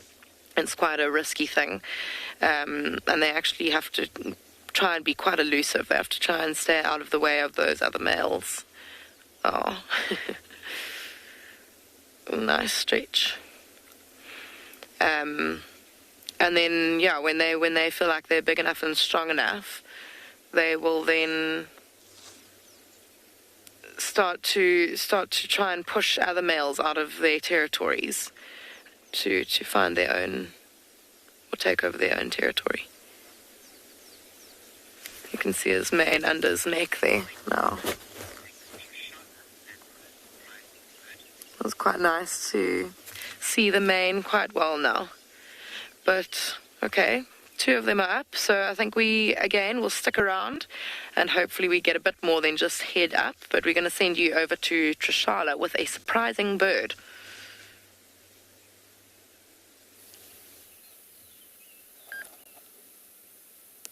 Here is a very wet battalier. It's a lovely male.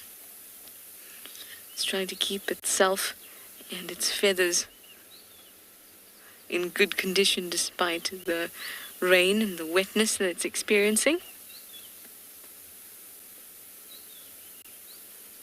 And you'll find that big birds or large birds at this time, when it's really damp, will find it very difficult to fly.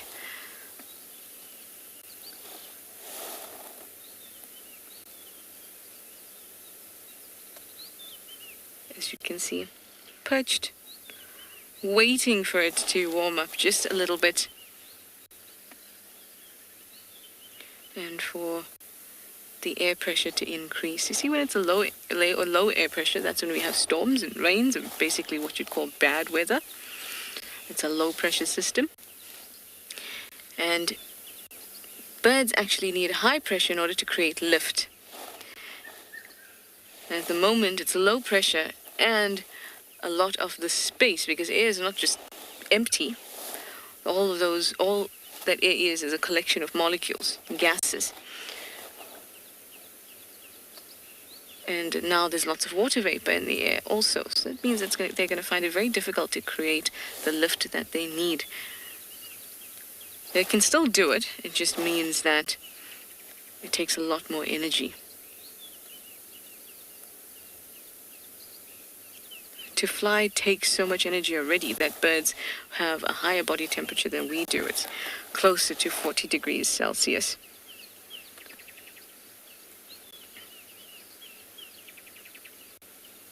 And those are birds, which means that they've adapted to flying for a long, long time, and they have hollow bones and things like that, feathers. But mammals that fly, like bats, they expend so much energy, and the more energy you expend, the more toxins you release into your body, and the higher your temperature is.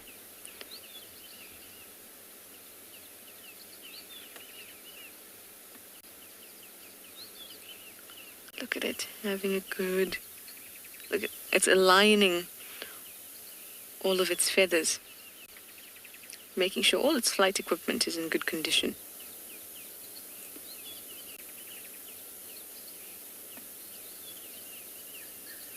I dare say these might be one of my favorite eagles. Say one off, because you know me, I can't choose favorites.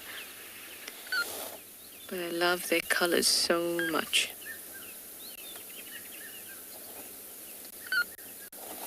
Red-chested cuckoo calling in the background.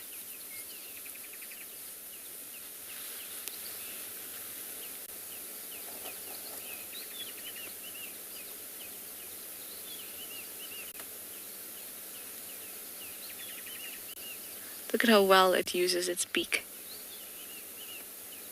to align and clean those feathers. When we think about beak structure, we usually think that it's just feeding that determines what type of beak you may have. If it's hooked, then you're predatory. If it's long, tweezer-like, you go after little insects. If it's robust, like a finch, maybe you're going after seeds and nuts, that type of thing. But in fact, it's not just that. There's two things that influence the structure of a beak. One is your feeding strategy, and second is how well it works to get around your body so you can actually take care of your feathers appropriately.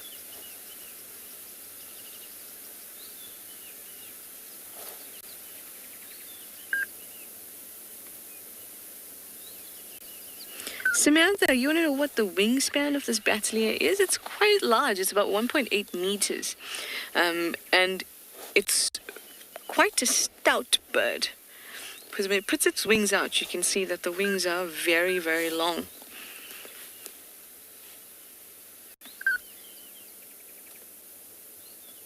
And when you see them flying, it almost looks like they have no body. It's just one band of wing with a almost bat-like shape.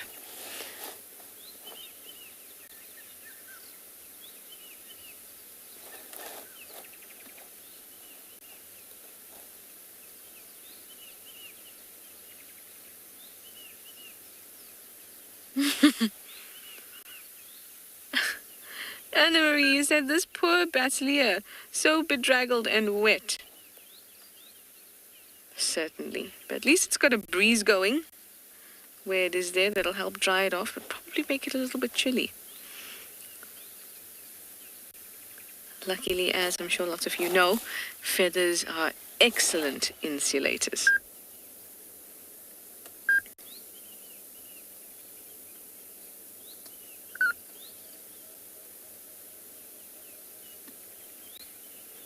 Feathers are made out of keratin, just like your hair and your fingernails. A truly marvelous substance, really, or material in nature. It's changed so much, it's been manipulated so much to do different jobs. Feathers would have started like scales, or I'm sure you would know that birds are direct descendants of dinosaurs. In fact, they still are dinosaurs, because taxonomically, you'd have to put all the direct descendants of an animal in the same group, and technically they are dinosaurs. They are direct descendants.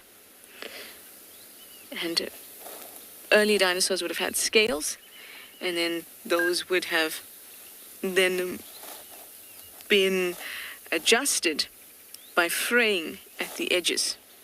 And fraying at the edges, that was basically the beginning of a feather, and what we now know as a feather. Now that may have assisted them by keeping them warm, because despite what we may have learnt growing up, not all dinosaurs were completely ectothermic, so not all of them were completely cold-blooded. Most of them actually had the ability to kind of control their body temperature. Not to the same extent that endothermic animals can, but they certainly could maintain some sort of temperature in their bodies. So feathers may have assisted with that. Feathers may also have assisted in leaping. So if you were a dinosaur and you were running, and then your scales became a little bit larger, a little bit more frayed, then as you leaped or leapt, it would have given you just a little bit extra lift. And it starts like that, and then before you know it, you end up with animals who can conquer the sky, when their ancestors were ground-dwelling dinosaurs. Barney, you would like to know if there are any birds that hunt in flocks. Not that I know of. You get like African hawk eagles that will hunt in pairs, where one will flush out prey and then the other one will kind of swoop down and grab it. But not one that hunts in flocks. But also remember that a flock, much like a herd, brings safety. And if you were a predatory species, you wouldn't feel the need to invest in safety to the same extent as a prey species.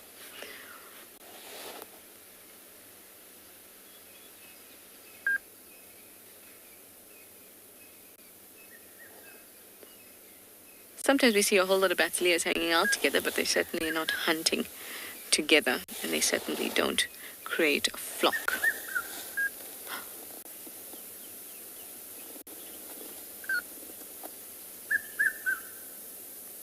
Oh, that red-chested cuckoo came so close. Very nice. All right, well, we're going to keep on going. We're now on the search for Shidulu. We're in the same area that I've known her to be in a lot of the time, so we're going to spend some time looking for her, and I'm going to send you over to Kim and her lion pride.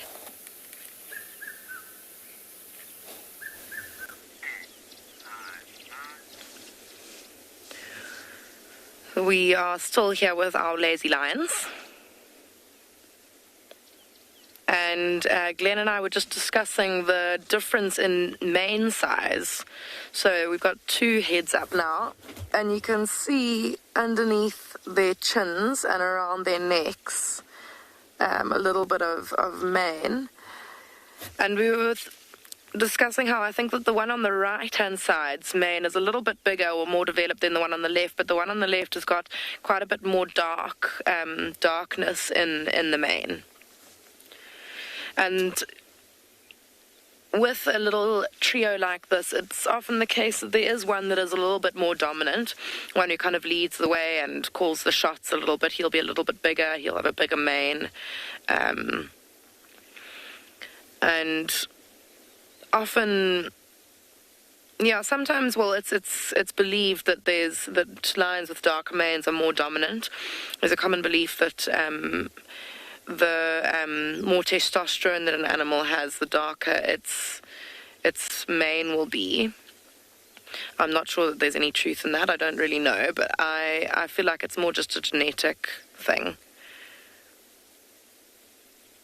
But yeah, that one on the left has got quite a nice kind of dark coloration to his mane. I think he's going to end up having a beautiful big mane with lots of different colors.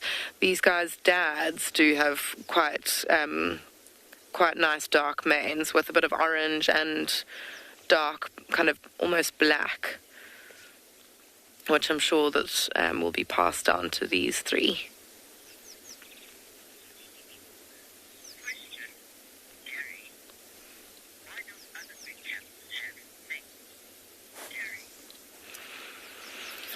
Gary, that's a really good question. Why other big cats don't have manes? I have to say that I really, really don't know. The reason that, it's all just kind of theorizing, but the reason male lions have manes is, one, for protecting their necks when they're fighting one another, and also to assert dominance. So I think that more dominant male lions will have bigger manes. And why other cats don't have that, I don't know. It's not like leopard and cheetah don't need to protect themselves from other males in the territory. So it's a very good question. I would say it's just kind of a different way of displaying, I suppose, displaying dominance. That's just, they show that they're bigger and stronger than some, other males. Just like how birds have different ways of displaying that they are the more attractive male, I suppose cats also just have different ways of displaying that, and lions have their mane.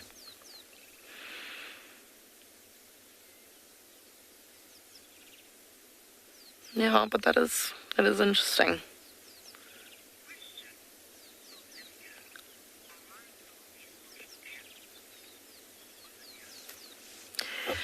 Olivia, I'm just going to have a little think before I answer that. But yes, I think that they are. They're the only ones that kind of stick in groups and prides. Leopards are completely solitary unless it is a female with cubs or unless it's a pair of mating leopards. Cheetahs, cheetah females are solitary, again, unless they've got cubs or unless they're mating. But then cheetahs, if there are males, they'll stick together in a coalition, the same as how male lions will stick together in a coalition. So cheetah, the male cheetah are social, but females are independent. It's quite interesting that, how they've just kind of developed differently, different social structures, and different ways of protecting themselves. So, lions, obviously their protection is just their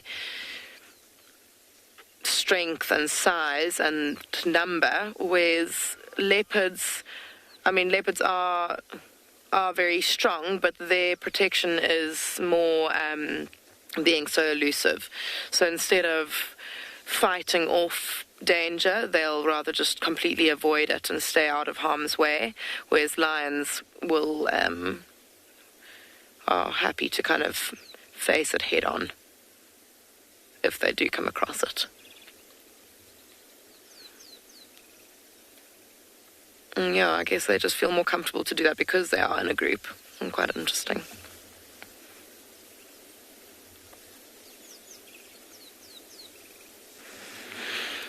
It is starting to drizzle here.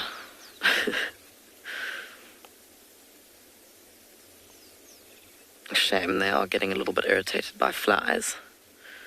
That one on the right is flicking his tail and shaking his head and twitching his ears. The flies that are bothering him. Look how he's wrinkled up his back like that. He's all scrunched up. Looks like one of those very wrinkly dogs.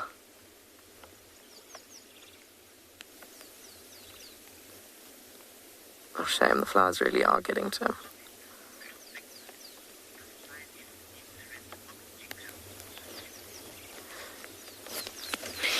So, Little Vixen, these are male lions, all three of these. The female lion or the lioness is just to the right of us. We can't get her into the frame at the moment.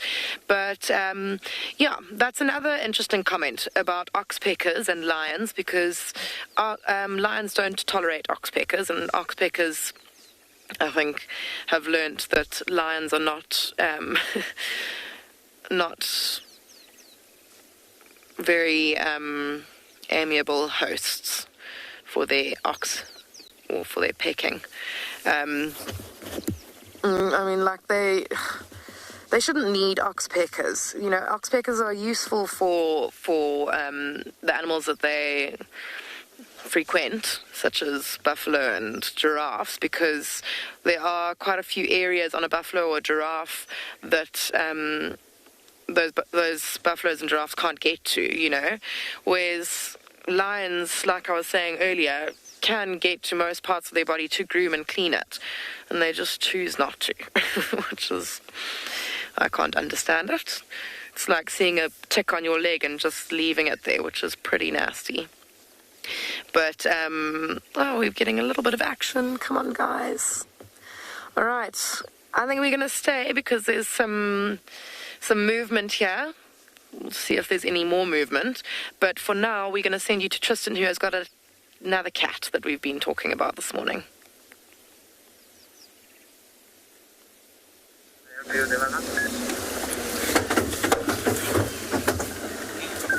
Right, so we have managed to find our leopard. We came back to the area where we had the tracks, and we've got Kalamba, who should come out. Remember the Termite Mound where I said maybe she'll be hiding? That's right where we are right now. So obviously in the drainage line, but she's going to appear directly in front of us, which is going to be really, really, really good. I'm trying to get Trish into the area because unfortunately Rusty's experiencing a few problems when it comes to battery life, and so I'm trying to kind of get her here before she kind of disappears. But look where she's going, straight to the Termite Mound where we were hoping to find the leopard earlier. Just goes to show you, sometimes you got to double back a little bit to be able to find what you're looking for. And we were saying this morning we wanted to find her, and I'm super, super excited that we have managed to get her this morning. What amazes me, though, is what she's doing here. This is not an area for her. She's generally not down in this section, but maybe she's just tracking Mulawati down here. And that's maybe why she's kind of moving around in this area, is to try and find a male. Also just to make sure that she kind of marks her territory, doesn't allow any, you know, incoming sort of threats like Sibui. Look, she's going to the hole. That's so funny. How random is that we were talking about it? Are you also confused as to why the hole is closed? Oh, she is just so magnificent. I absolutely love spending time with this particular cat. Well, obviously we've watched her grow from a little tiny cub, and I was talking about it this morning that we saw for the very, very first time, what are we now? Is it 3 years, Marcel? It is 3 years. Yeah, 3 years ago. It's crazy to think that's how long it's been already since, the first time we laid eyes on her. And in fact, it's like almost a year to the day. I mean, yesterday would have been a year for me, or 3 years to the day, that we kind of saw her as a tiny...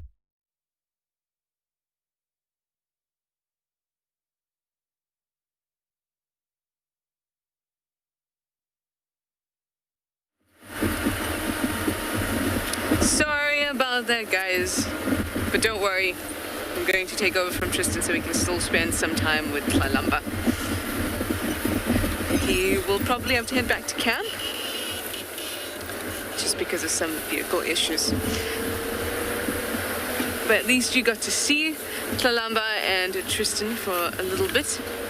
We'll have them back this afternoon. So now I'm going to go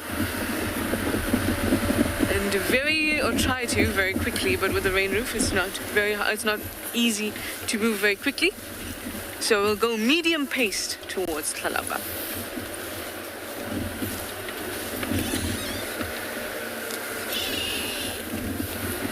Unfortunately, in weather like this, if she moves into the block, we won't be able to follow her a lot. I mean, if it's open, that's fine, but things are quite muddy and soft and sensitive. So we will respect that, and we won't follow her if it becomes too difficult in the block.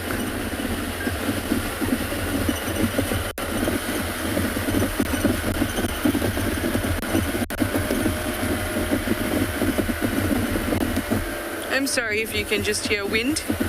We're on our southern boundary, so it's one of those main roads.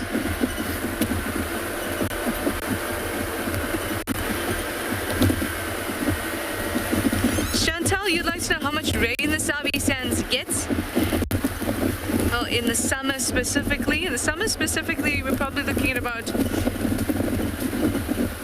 300 millimeters. 3 to 5. I'll leave 100 millimeters for the rest of the year. And it also depends. So the average for this area for the year is 400 to 600 millimeters.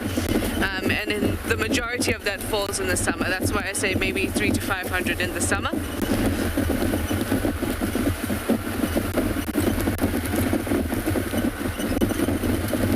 But it also depends on the year.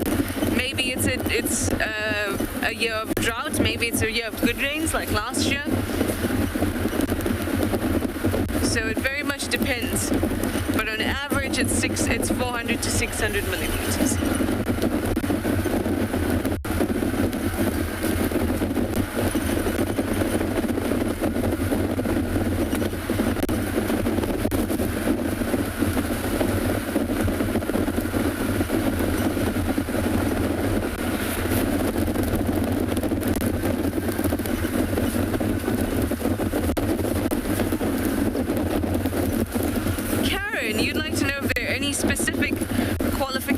You need to become a guide. Yes, they are. You've got to be FAGASA qualified. FAGASA is the Field Guide Association of South Africa. And you have to do exams through them, practicals through them. And then you'll come out with your different levels. And then you can do trails and stuff like that, which allows you to take walking guests or guests on walk. And to become a guide, that's all you need is the FAGASA qualification. But lots of guides supplement that qualification with diplomas or in some cases even bachelor degrees. But usually when people have a bachelor's or any kind of higher education degree, it's usually that's done first, and then they decide to get into guiding and do their FAGASA qualification, which is the way I'm doing it.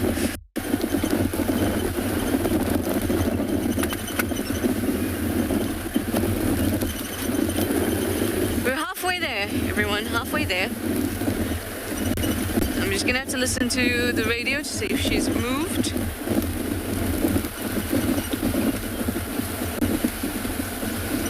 Tristan's game drive radio is not working very well. He sounds like he's in a bubble.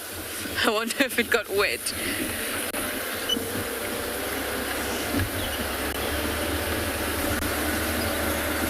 So we're gonna just have to look out for vehicles.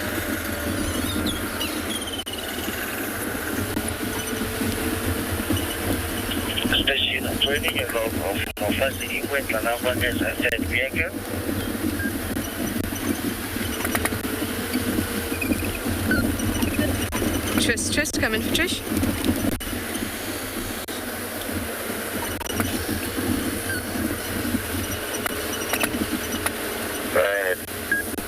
See, sounds like he's in a bubble. I am approaching Cheetah Cut Line Fire Break.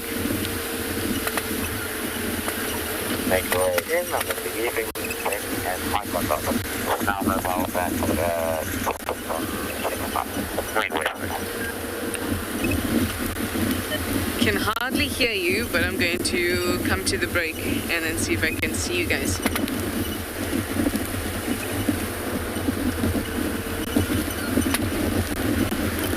Wow. Alright, well, like I said, we're almost there, and I should be able to see them, but I can't hear too well on the game drive radio. So I'm going to send you over to Kim. Apparently she's got another avian dinosaur for you.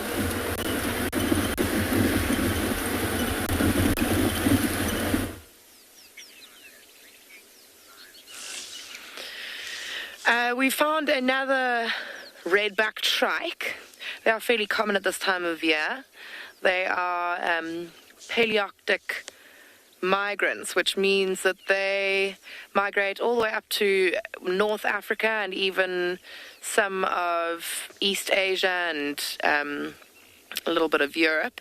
And they come back here in November. So they've all just come back to breed for the summer down here. But he's quite a pretty little bird. It's quite nice because, like I say, they're fairly common at this kind of time of year, so you don't pay too much attention to them because of how many they are. And when you do stop and actually give one your attention, they're actually really, really pretty. He's got that beautiful dark eye stripe and grey head, and obviously his red back, after which he's named.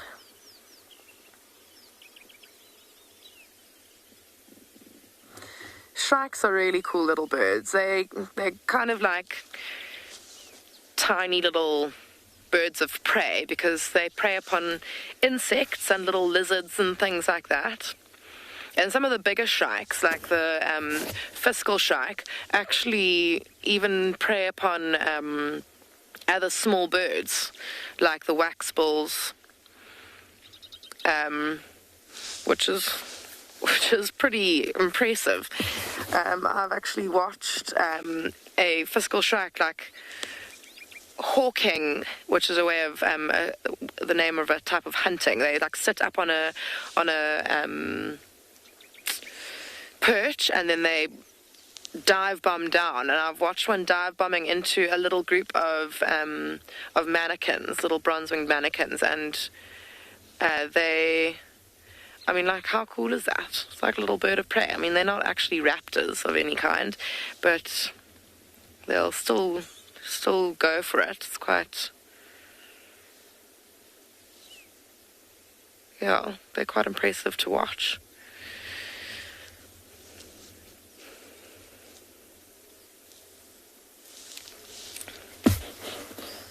I've lost sight of them now. But it is a beautiful morning. It's very, very cool, and all the birds are very active. That one that's just flown up to the tree is a rattling cisticola. He's making his little noise. And they are very, very noisy. It's a very common call that you'll hear here on Phinda. They're often sitting at the top of trees just like he was, calling away. No, he's just moved to the top of another tree, where he is continuing to call away. And cisticolas are very, very difficult to tell apart. Some people refer to them as LBJs, little brown jobs, because they all just look like little brown birds, and most people don't even bother to try and tell them apart. But all cisticolas are kind of named after the call that they make. So rattling cisticola, croaking cisticola, zitting cisticola. Oh, he's coming closer for us.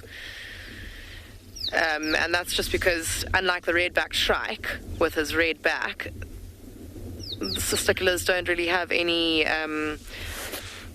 very obvious visual kind of character that they can be named after, so they have to be named after the sound that they make. So this is the rattling cisticola, so you can hear he kind of does like a little bloop bloop before, and then there you go, the rattle at the end.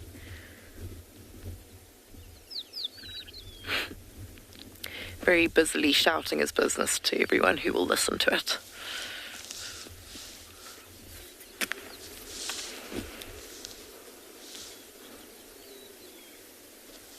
as we sit here, we are being abandoned by our birds. Let's see if there's anything else nearby.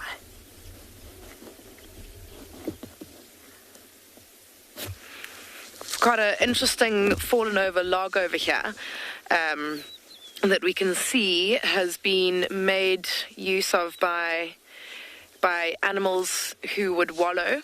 So that could be anything from warthogs and buffaloes to the rhinos that we saw earlier. We actually maybe 20 meters away from where we saw those rhinos. And it's possible that they actually made use of this log this morning. You can see that there's quite a lot of mud crusted up against it. All the way along. I mean, the whole length of that fallen tree is being used.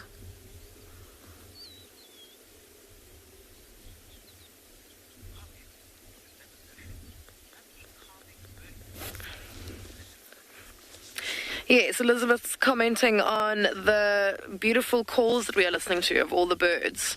And yeah, you're right. It is very, very calming. It's a beautiful noise. Yeah, and it's something that I feel like I could just sit and listen to all day long, to be honest.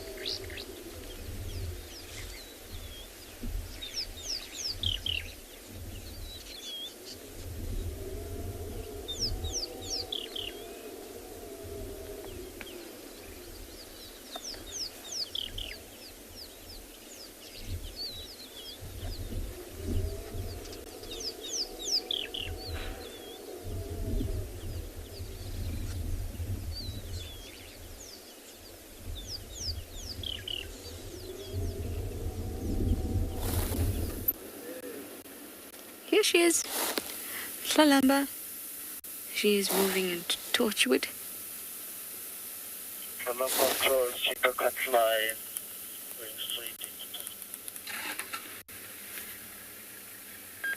What a stunner. Oh, I love seeing a leopard. Doesn't it just make your day? It certainly makes my day. But now that she's heading into Torchwood, it's going to be just a little bit more complicated. Because now there's a huge lineup for her, so we've got to figure out who can go into Torchwood, who can't, all that kind of thing. But we're going to look from Djuma for a little bit first. At the moment, all the vehicles that are here can go into Torchwood, so as long as there aren't others that are in Torchwood, should be fine. Okay. I think it's safest to just watch her from Cheetah Cut Line at the moment.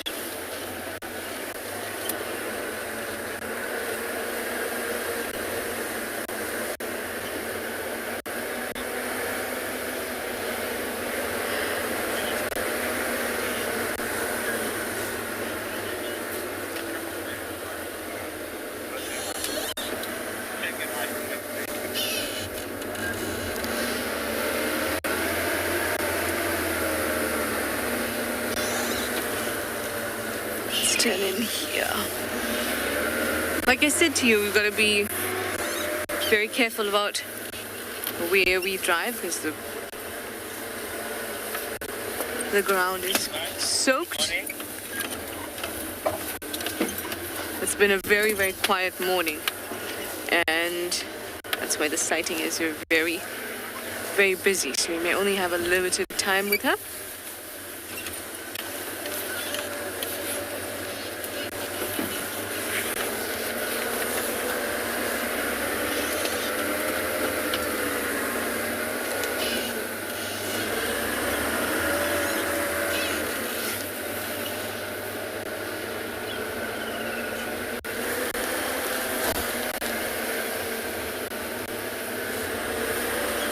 to find the least intrusive.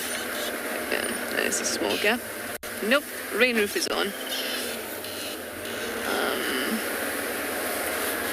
Let's try it.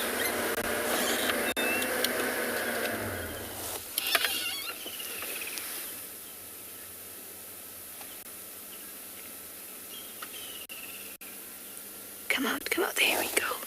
Jerome, you'd like to know if we find animals dead from exposure or bad weather? Less likely. We might find them dead from lightning that struck the ground and things like that.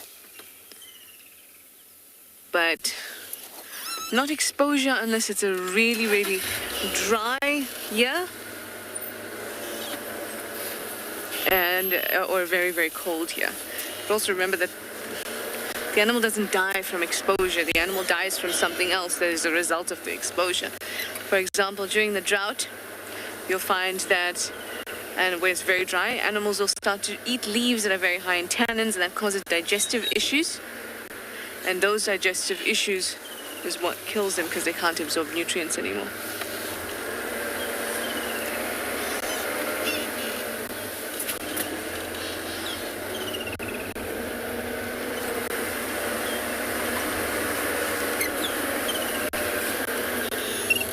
Hold on. There we go. There we go. Alrighty. Looks like I'm not the only one.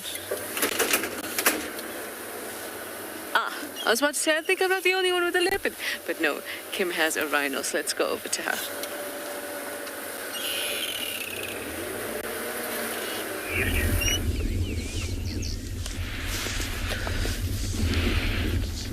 So we've found the same two rhino who we had earlier, but they're quite a bit closer to the road, so we can see them nice and clearly, and you can really just see that beautiful mud that they've got on themselves.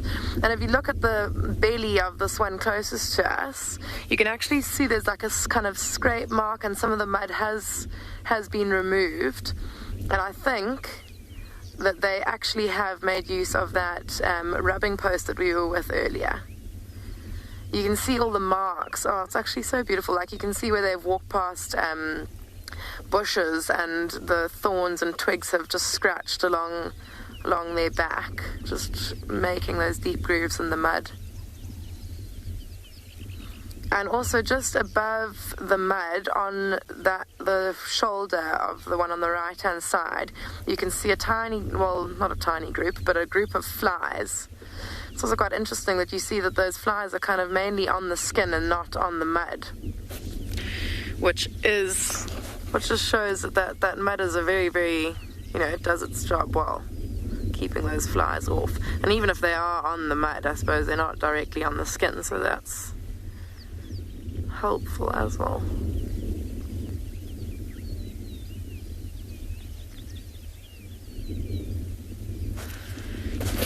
It must feel so good, like just rolling in mud and then rubbing up against a tree. Like, with their thick skin, you can imagine that being a really, really good solid scratch.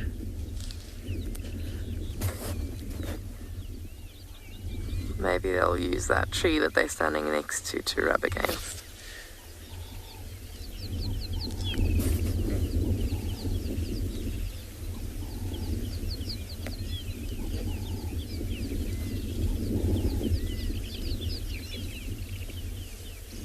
No.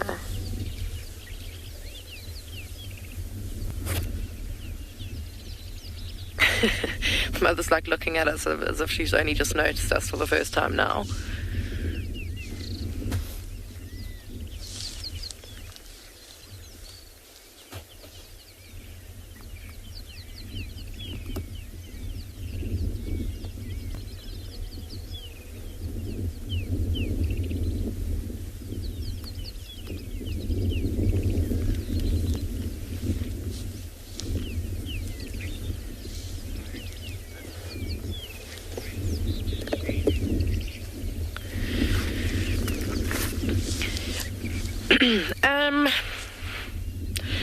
These ones, no, the ones on Phinda, they're very, very used to vehicles. They know that we're not a threat. They have no reason to charge us or be dangerous towards us. They can kind of just be curious. But, you know, this is the wild, and these are wild animals. So you can never just dismiss an animal as not being dangerous when you're out here.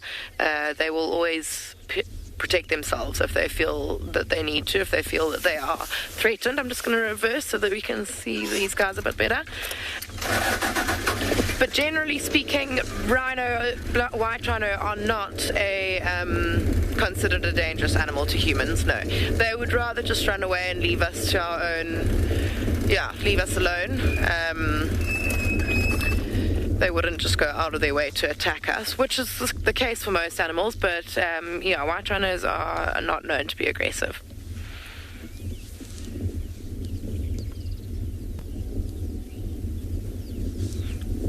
But having said that, they do have horns. They are very big and they can run pretty fast. So if they did feel threatened by you, then that they would be dangerous.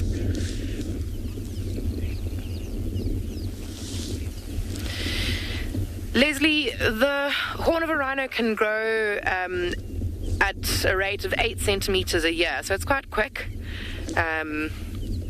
And as you can see with these two, the one has a bit of a horn, whereas the other one does not. The bigger one of the two's horn has actually been removed, and on Phinda, that is something that we do to protect the rhinos, because, as I'm sure most of you know, rhinos are poached for their horns.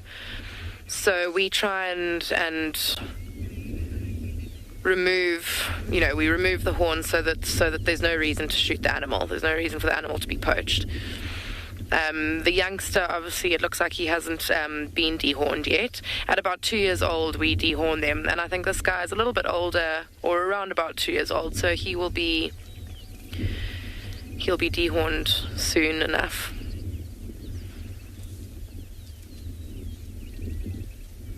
And it's quite a sad thing. I mean, it's quite sad to see them without their horns, but at the same time, we probably wouldn't be seeing them as often as we do if they still had their horns. So it's just something that we have to do to protect them. And I mean, what a privilege that we can sit here with these rhinos like this. They're not scared of us. Yeah.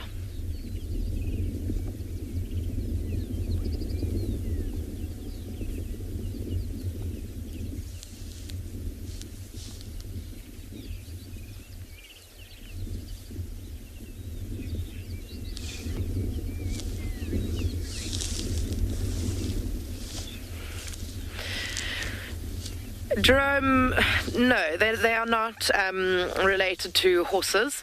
I'll say that the only, or one of the things that they share is that they are uneven-toed ungulates. And that's probably as far as they are related. And that just means that they have, horse just has the hoof that isn't split, doesn't have like a cow that has a split hoof. So it's just got the one toe. A hoof would be considered the single toe, and rhinos have 3 toes. I would say that is probably kind of. So ungulates are split into those 2 categories. And ungulate means a hooven animal. So they're split into 2 groups, uneven-toed and even-toed ungulates, and that is as closely related as they are. They share that they are uneven-toed ungulates, and with that they don't even have the same number of toes. So no, not related.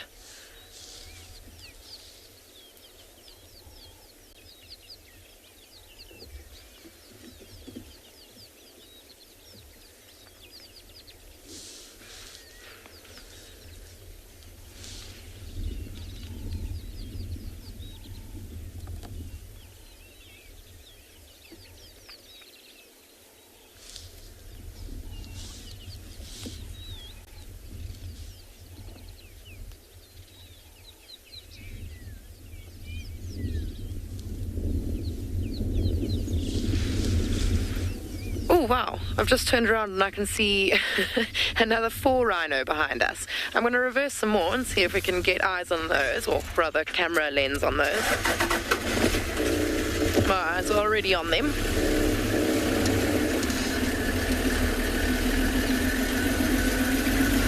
And now it's quite interesting because you can see that they are very different coloured to the ones that we've just been viewing, and that is just because they've been in different mud. It looks more like dust actually, rather than the thick black mud that these other ones have been involved in.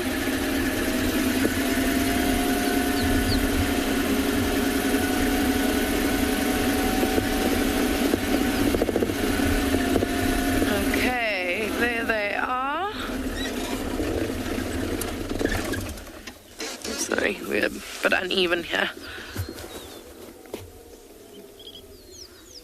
Oh, so there are 4. There's a little one behind the bush that we can't see at the moment. We're going to wait for that little calf to come out of the bush. But while we sit here waiting, I'm going to send you over to Tswalu.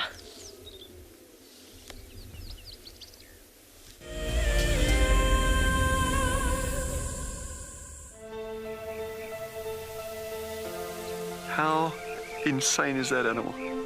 This is out of this world. Fantastic. Good, Mama. Wow, what a way to start off. It's just such an incredible privilege to be out here. It just keeps on delivering. There you go, there you go. Heart is pumping right now. 3, 2, 1. You are live, you are live. Look at this, everybody. We've got a live kill.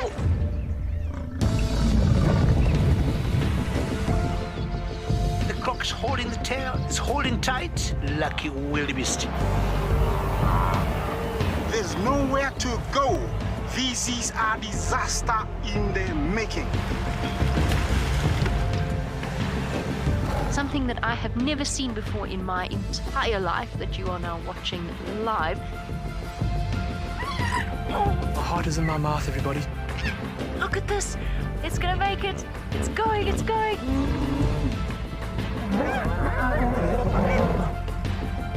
This is just too magical. Hi, little guys. That's great, isn't it? Look at that. Scuba Steve has got a friend. You've got a friend in me. It couldn't be a better morning. This is just too special. Oh my goodness, we've got a turtle. How epic is the fact that we're coming to you live from the Chobe River? It's the most incredible feeling to be here. This is live, and we're in Rwanda. This is a very, very different adventure, charged with emotion. I did not think I would ever face my fears like this.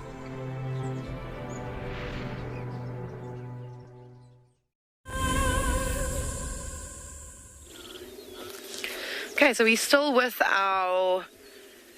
the next 4 rhinos that we saw, and I mean, I was just talking about how we have to dehorn, and how, oh, sorry about that, how, you know, without the dehorning, we wouldn't see so many rhinos, and we just turned around and saw 4 more rhinos. I mean, what a privilege. Like, there are so many. We see them so often, and it's an endangered animal. I mean, it's really, really special.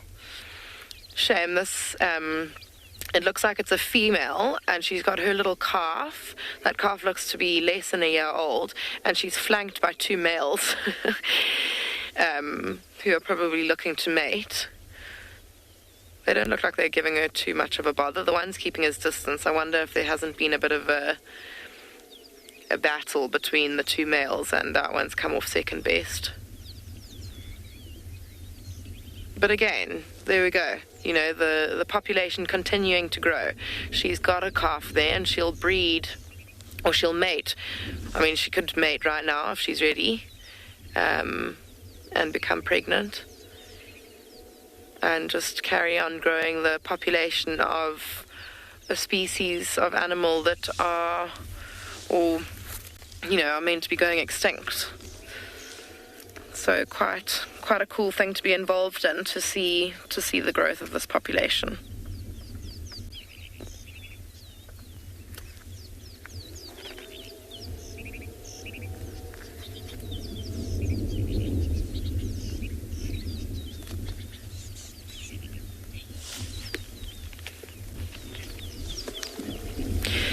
that's an interesting question. There's quite a lot to say on that, I suppose. Unfortunately, because humans are the reason for many animals, so lots of animals that are going extinct, it is because of us, it's because of people. So with those animals that are going extinct, they are the ones that we would intervene with.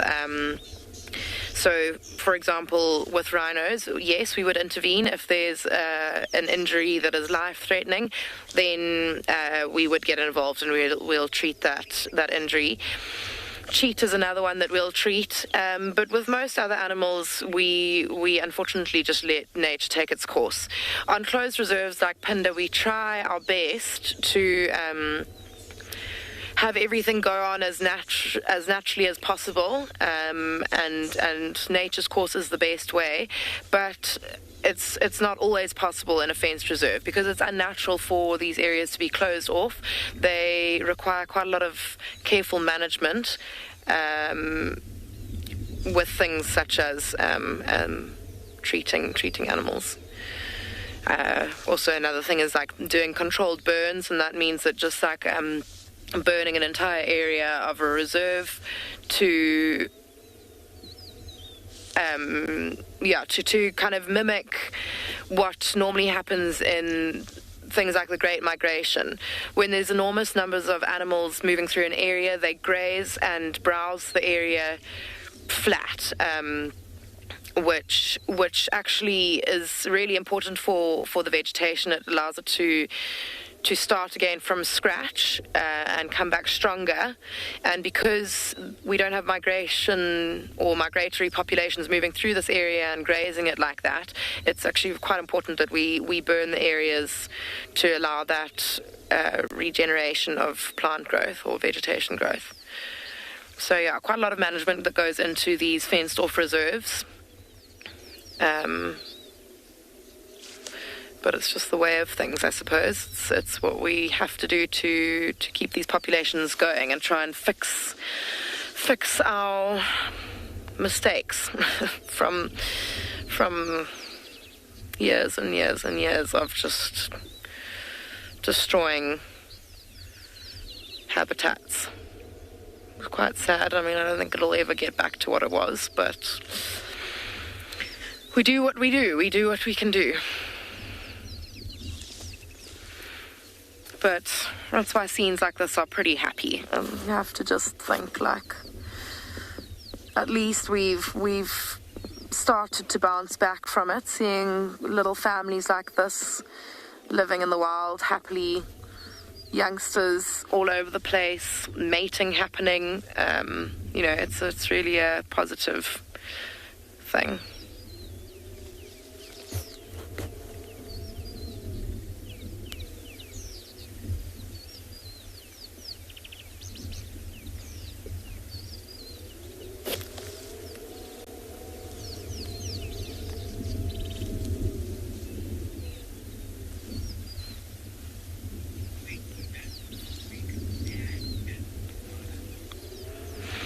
I think that we are going to carry on going. I want to go and check on a watering hole and see if we can't find some more wallowing animals, possibly more wallowing rhino.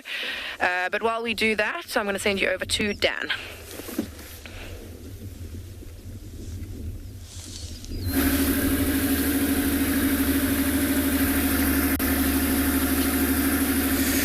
Well, good morning and welcome to andBeyond and Ngala, everybody. I'm Dan, and on the camera we've got BK this morning. So finally, we've managed to get out and about. We've had quite a lot of rain this morning, and it's been a bit disruptive. And because of that, what I'm going to do is I'm going to hang around in the riverbed here. The sand doesn't get too wet, particularly if it hasn't rained so much. It only rained about 30 mils in probably the past 20 hours or so. Makes the roads a little bit tricky to drive, but the riverbed's a really good place to spend the morning. A good place to look for tracks. And you'll see as we continue down here, looking on the banks, nice and thick, beautiful big trees on the sides, particularly for leopards to maybe hoist a carcass. There's also an area that we're going to head to looking for a particular female leopard who's got two younger cubs. who's been keeping them in this thick, dense foliage on the banks. If we're very lucky, they may come out and towards the riverbed, particularly with all the rain that we've had. The moisture on the grass and the wet leaves and trees may encourage these leopards to come and hang around in the riverbed, or actually up in one of the bigger trees. As we're going, a really good place for birds as well this morning on the banks. Try and see if we can find some special birds or some smaller things, maybe some snakes. As we keep going, I mean, notoriously as well, the Birmingham Pride, which I'm sure you're all very familiar with, when it does tend to rain, and rain quite a lot, I mean, we're expecting a bit of rain this afternoon as well, they also tend to come down towards the riverbed. It's a little bit more comfortable for them. They don't have to deal with the wet grass on their whiskers, and they can kind of like wriggle around, making themselves a bit more comfortable in the sand. So, I mean, from last night with the rain, it can be a bit tricky on the roads to pick up on tracks of any animals moving around. The wild dogs that were in the east yesterday, leopards or lions, the riverbed's a really good spot. I mean, even if you have a look at these little rocky outcrops on our right-hand side here, not so long ago there was a female leopard who gave birth in these rocky outcrops. A really good place to actually store your cubs, hide them in those little crevices within there, and kind of, particularly when the female will go out to hunt, she'll have to leave her cubs there potentially for days at a time. Really good spot, nice and safe and nice and open. You can see the danger or potential danger coming from a distance. And even as, I mean, Beaker has a look down in the riverbed, have a look at the activity that's going around here. There's just elephant dung everywhere. Quite a lot of holes as well that the elephants have been digging, and although there's no water in this riverbed at the moment, the underground flow is not very deep, and the elephants can just dig to get to some fresh water. I mean, it's just incredible the amount of dung that's here and the activity that goes through this riverbed. So I'm really hoping this morning, as we keep going, that we don't find something exciting, maybe just lying in the riverbed, maybe on a rocky outcrop quite like this, or even up in a big tree. So I'm going to keep going. It doesn't look like there's anything in these rocky outcrops, but let's keep going along here. Beautiful bend. It's just a really beautiful drive. I mean, the trees are, this is probably the area where we've got the biggest trees on the reserve. It really is beautiful. And for me, particularly, the birds. After rain like this, there's still lots of them calling at the moment. And this time of the year, all these migratory birds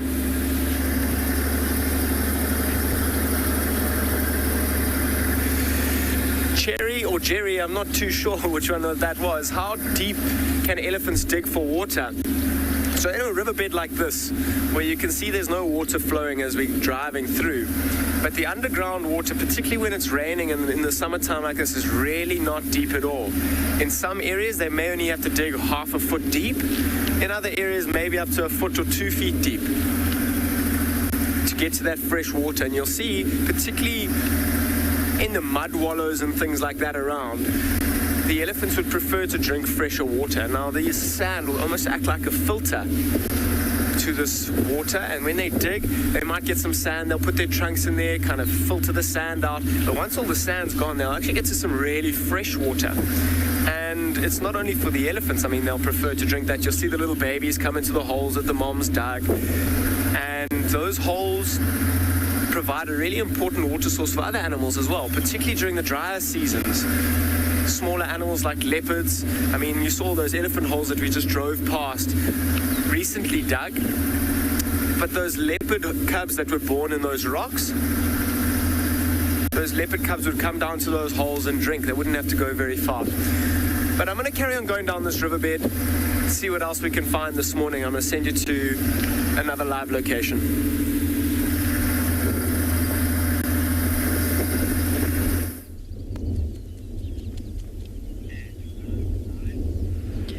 So we've come to our watering hole, or mud wallow, and there's a number of zebra here drinking, as you can see. Shame, and the one of them we've noticed on the far left has got a really bad injury to its eye. If you were watching last night, we were with a giraffe who actually had a very similar injury. And if you look at this one's ear, he's also got a little bit of a nip out of his ear, the ear just above his injured eye. Very similar injury to that giraffe last night. And I would say that it is the same from the same thing. I think this zebra's obviously been fighting. It's a male zebra. You can see he's got a very thick neck, and he's actually got lots of scarring down the side of his neck and on his jawbone, or on his jaw. So he's obviously the dominant stallion of this herd, and he's definitely been in a few fights. You can see there's scarring all up and down his neck. Oops. And zebras fight by, they kind of fight head to tail. They fight by kicking each other in the head and nipping at each other's tails, and I think that he has probably been kicked in the face, in the eye, and that's what's caused that eye injury. He's still in, oh yeah, the warthog with his bum in the air. Gary, he won't clean the wound. He'll just wait it out. They have unbelievably strong immune systems, and they quite good at handling infection. He'll just have to wait, and hopefully the actual eyeball hasn't been too damaged, and his eyelid will the swelling should go down, and hopefully he will make a full recovery. But there won't be any way of cleaning it. If anything, he might get a little bit irritated with it. He might kind of rub it against branches when it starts to get a little bit itchy, but that's kind of as much as he'll do.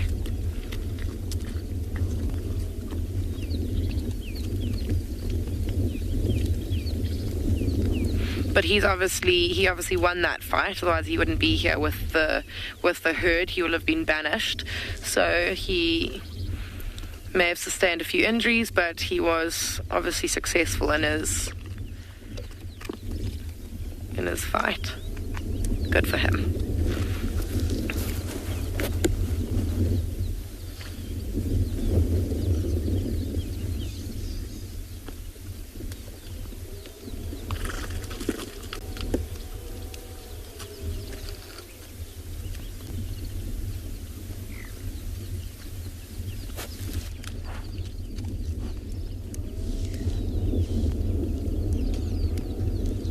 Zebras really are beautiful though. I'm just forever fascinated by their stripes. You can look at them for as long as you want and just always be like mystified by them. They really, really are just something else.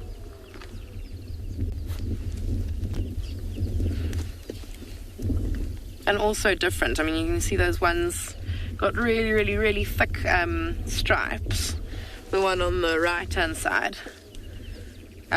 His stripes are so thick, and then the one just next to that one on the left got very, very thin ones.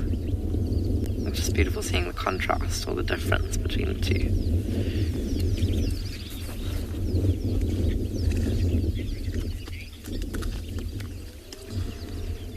Martin, no, zebras are not endangered. They're a very successful species. They breed successfully and survive successfully, and they've got a very wide range of habitats, so they don't suffer from, habitat loss. They're found in quite a number of different habitats. They're not limited to habitat one single habitat, so they can exist in lots of different areas, and that helps to keep their population pretty strong. So no, they're not endangered.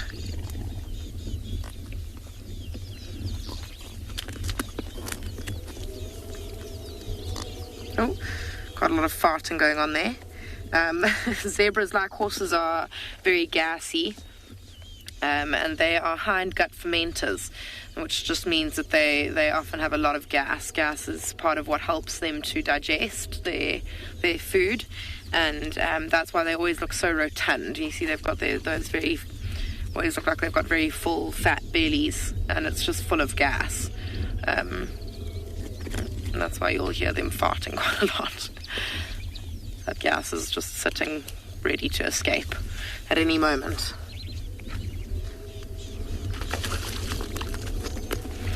You see that they're quite skittish when they're on the water. You can imagine that it's quite a vulnerable position to put yourselves in. Head down, you're not really concentrating on what's going on around you too much, or not as much as if you aren't eating. So any little noise, they're quite quick to jump away from the water.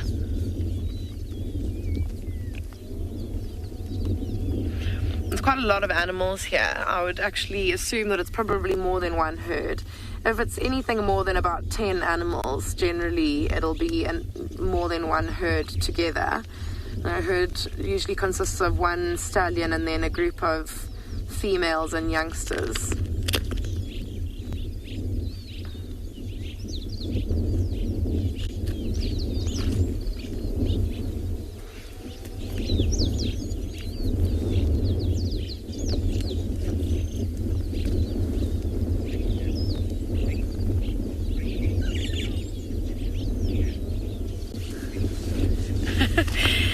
Vicky, that is oops, I don't know what gave them that right. An interesting question. I'm trying to now think. You making me think back to if I've ever smelt a zebra's fart. I think maybe it kind of I know what zebra poo smells like. And I'd assume that it just smells the same, like that kind of grassy smell, very similar to what horse poo smells like. But I don't think that I've ever been kind of close enough to a zebra when it farts to smell the actual zebra fart. But I think that, yes, it probably would smell just like grass or a horse poo, if anyone knows what a horse poo smells like. But thank you for that interesting question. I'll definitely pay closer attention next time a zebra farts close to me.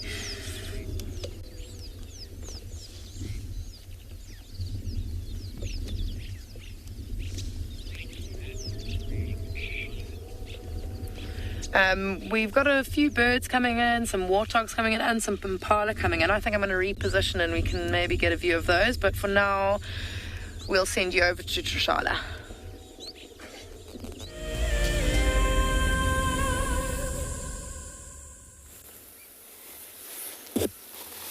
We are here at Buffelshoek Dam, where there's a wonderful sound as well. Lots of birds around, the stork, and I'm going to be looking out for that pied kingfisher. But for now, we're just going to listen to the gorgeous sounds.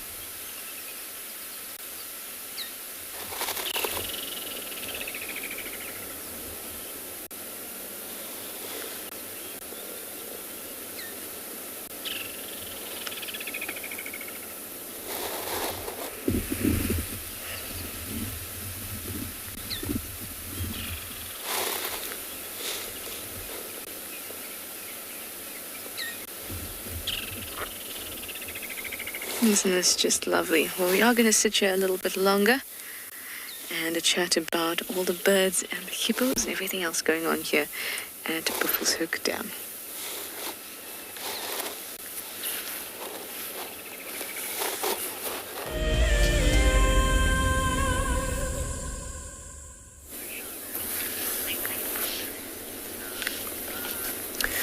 welcome back to andBeyond Ngala. Now, as we've been continuing down the riverbed, the bird life has been quite amazing actually. Lots of them calling, and what we've managed to do is find two that haven't flown away. And these are a pair of woodlands kingfishers, and they're quite amazing birds. I mean, they've arrived back probably in about the past 15 days or so. And since they've arrived back, you hear them incredibly all around. It's like the sound of summertime. And you see the one on the right with that white in the front of it, and the one on the left kind of gives you quite a good view of the back of it, that beautiful blue and the black. Oh, now it's just hopped around showing us the white. You can see the beak or the bill. You see how the, I don't know if you can see how red it is at the top and how black it is at the bottom. Those are all key features to IDing this woodlands kingfisher, and of course the noise that it makes. I'd love to see these two, or hear these two rather, start to call and display. These will be a pair that will spend the rest, or they're monogamous, so they'll spend forever together.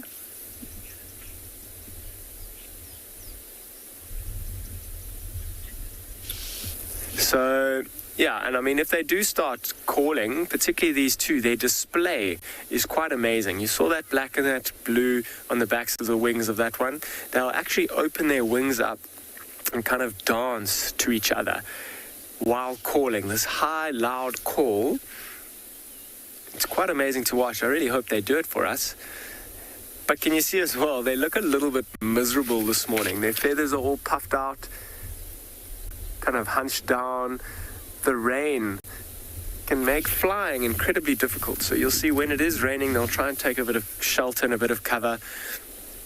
And then when they need to fly, they'll have to like fluff their feathers out, get as much water out of it as they can, and kind of realign their flying feathers.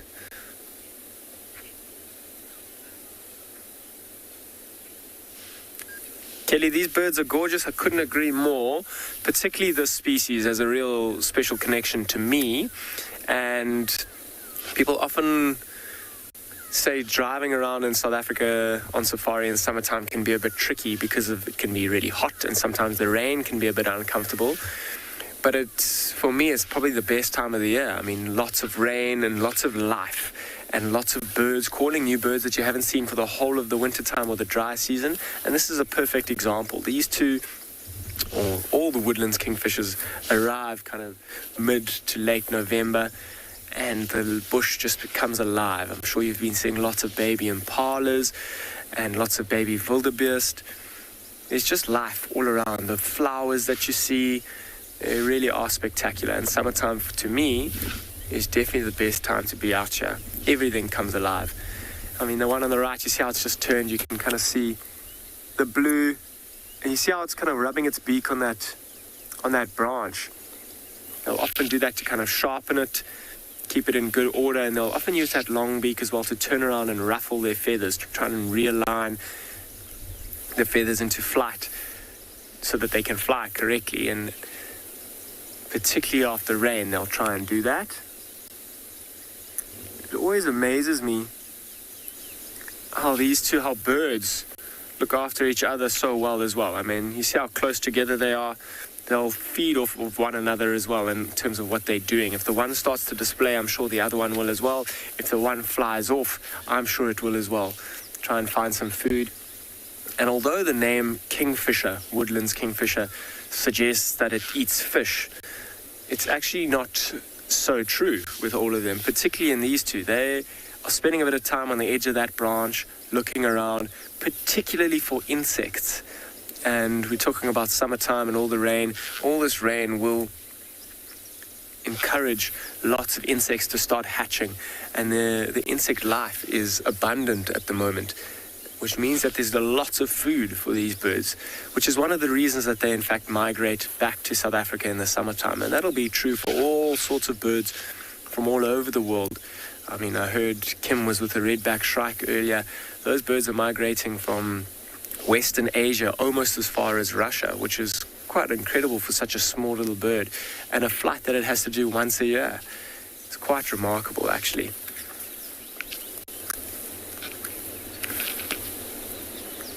And I mean, birds can be a tricky one as well, simply because they can fly and can often be quite shy, but these two have, I don't know if they're enjoying the attention of the camera or just not worried about us at all. Behaving incredibly well, just sitting there, allowing us to watch them and view them and marvel in their beautiful colors particularly. I'm waiting for them to show us their beautiful call.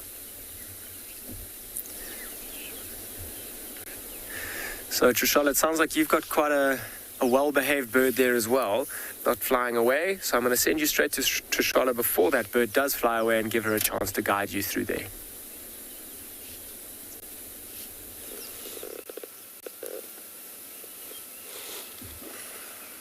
The woodland kingfisher has beautiful colors, absolutely stunning Halcyon blue on it. Here we have a yellow-billed stork in the tree. We're here at Buffelshoek Dam. And there's lots of interesting birds around. Our yellow-billed stork is taking a break from doing its delightful dance in the water. And it's hunting. It's just having a bit of a chill. We've also got another stork, my favorite stork. Just keeping a watchful eye on a grey heron. Oh, we can hear the woodland kingfisher as well. They're all over the place and the sound of them is infectious. One starts and the others go. Oh, look at this beauty.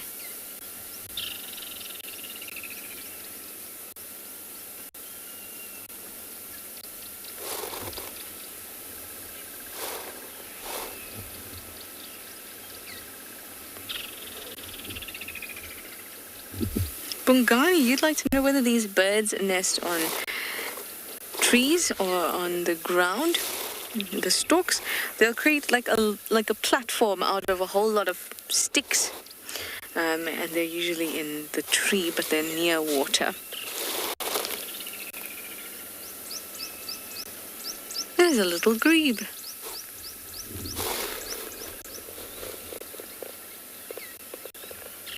Lots and lots of gorgeous birds around.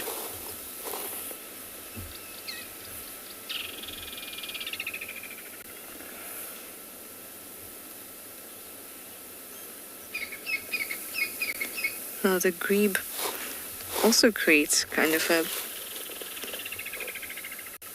twig-like nest. And it's usually a floating nest. It's usually at the water's edge, or sometimes they'll find something to anchor it to. Maybe a bit of branch like the fallen over tree. Remember we had that little grebe's nest at Viatella Dam.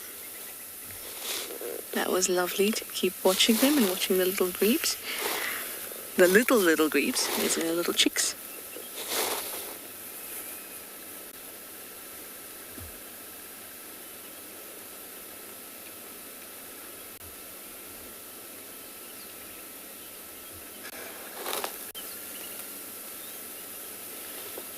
I'm hoping that the heron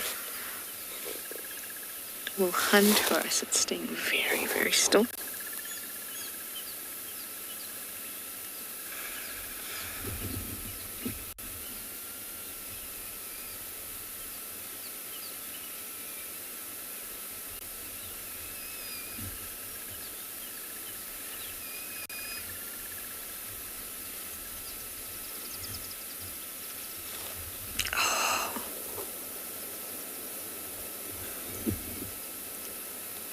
Almost. I find it very relaxing to watch these birds because they have such patience as they move through the water. They try to be really accurate, hoping to get one strike. Hopefully that'll be all it takes to get a meal. Look at them. Every step is so careful.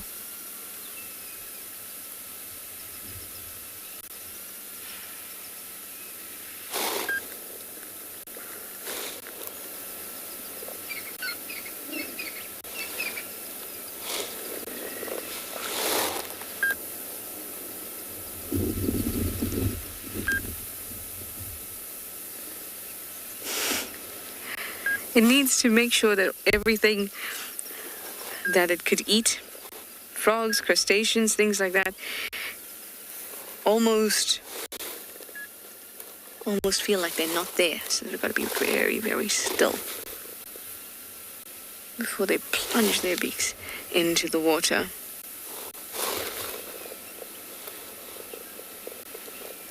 Just lovely. Well, I'm going to wait here and hopefully the yellow bull stork and the saddle bull stork will also start hunting and we can watch them. But I'm going to send you over to Kim, who's also at a watering hole.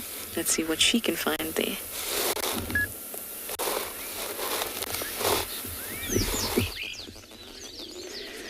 So some giraffe have come down and joined the menagerie that is forming around these watering holes, and we're really, really hoping that they are going to drink for us.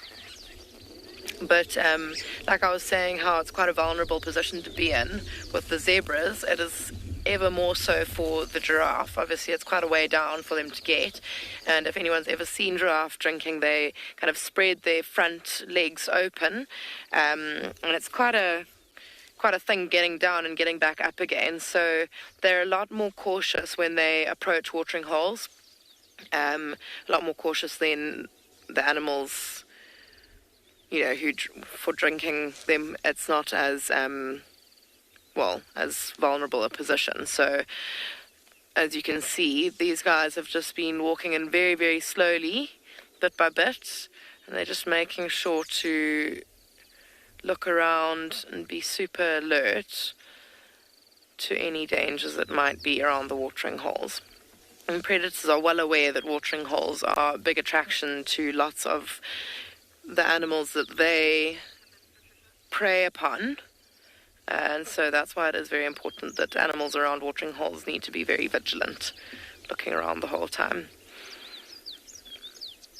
It's also, I'm just hoping that they go to the correct watering hole out of the 3 that we are next to, because 2 we've got a great sight of, but the one that they're kind of looking at, which is more just a puddle, we can't really see it.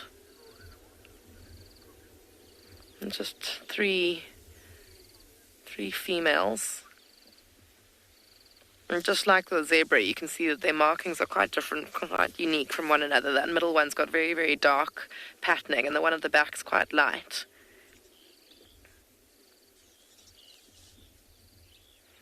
It looks like they are choosing the one that we don't have a very good view of.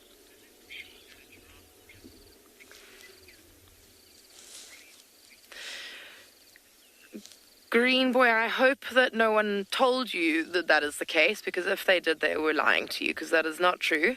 The skin are thick as a zebra or a horse. Thick skin. It's very thick and it's very tough, and it's very kind of like leathery, I suppose. I mean, all animal skin is leather, but it only, I suppose, becomes leathery after it's been tanned and dried out. But an elephant's skin is already kind of that feeling. So no, a giraffe does not have thicker skin than an elephant.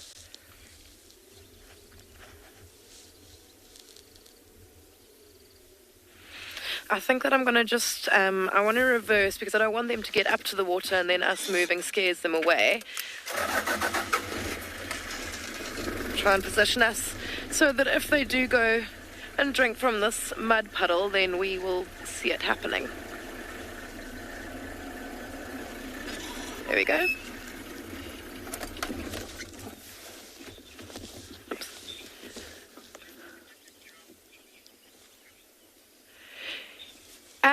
Big Chief, I think that yes, they can. That is what is.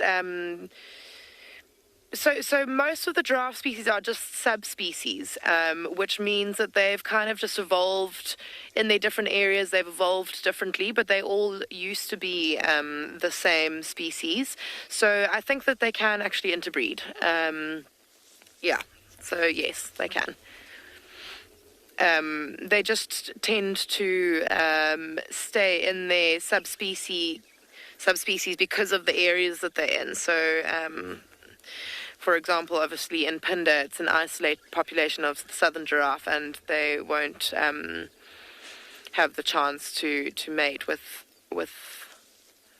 any different species.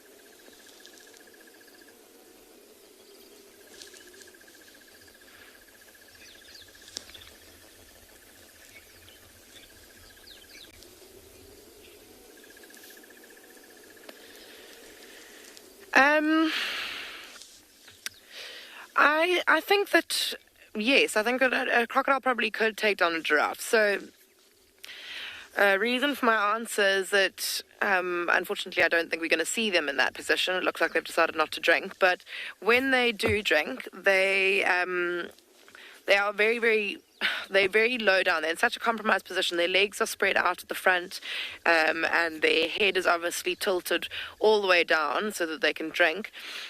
And I'd imagine that if a crocodile got a good enough grip onto, the neck or head of a giraffe, I think it's possible that it could pull it in. Crocodiles are pretty strong and they're very heavy.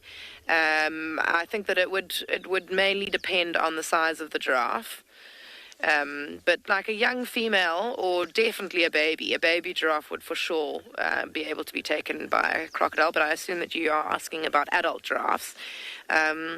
But yeah, I think that like a kind of smallish sized female giraffe could possibly be taken by a crocodile. They do have extremely strong necks though, and if the crocodile didn't have an absolutely kind of iron fist grip on the giraffe, then he probably wouldn't be successful. But I mean, crocodiles will try their luck with most things.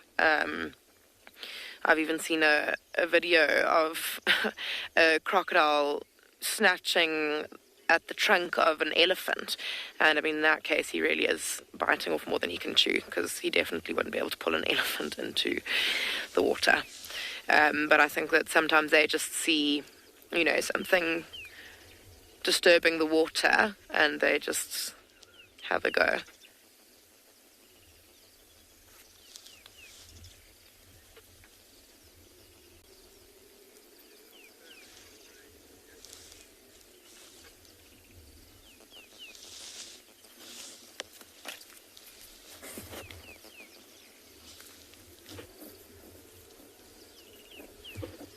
No, and they have decided that they are not going to drink today, or not now at least.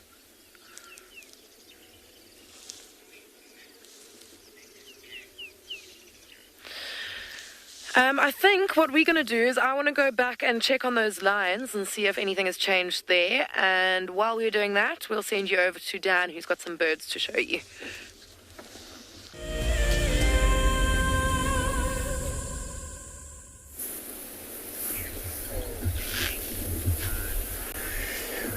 Welcome back to andBeyond and Ngala. Now, we've shortly just popped out of the riverbed, and quite interesting. I mean, there's 5 white-backed vultures at the top of this tree. Quite a synonymous little scene with the vultures and a dead tree. They're all looking a little bit wet and miserable. I was hoping to maybe find something maybe dead around here, but at this time of the year, I know we mentioned it earlier, vultures will often come down with all the births of the wildebeest and the births of the impalas. They'll come down and they'll eat the afterbirths, or even maybe a stillborn animal. So have a look as well. In front of us here, there's a jackal that's lying. Let's see if we can kind of frame that up. Let me get out of the frame. So there's a jackal there lying on the ground as well. I wonder if that jackal's not doing exactly the same thing as those vultures. There is a wildebeest and a few impalas that are around. I wonder if they haven't One of them has given birth maybe last night or early this morning. That's brought these animals in. The jackal doesn't seem to be doing too much, just kind of taking it easy on the ground, trying to be quite comfortable. The vultures as well, they're just preening themselves. There's actually there's another 2 jackal that have joined here. I don't know if you can see them there, Beaks, to the right-hand side. If you kind of follow the road there's 2 of them. Looks like a little family of them. One trotting to the left, one lying in the road. The road is often a good place for them to lie on as well. That one trotting, maybe going to join up with the other one that we saw earlier. I mean, often in the summertime as well, the alates or the termites that are erupted, lots of birds and jackals will feed on those. So yeah, let's stick around here for a while and see what happens.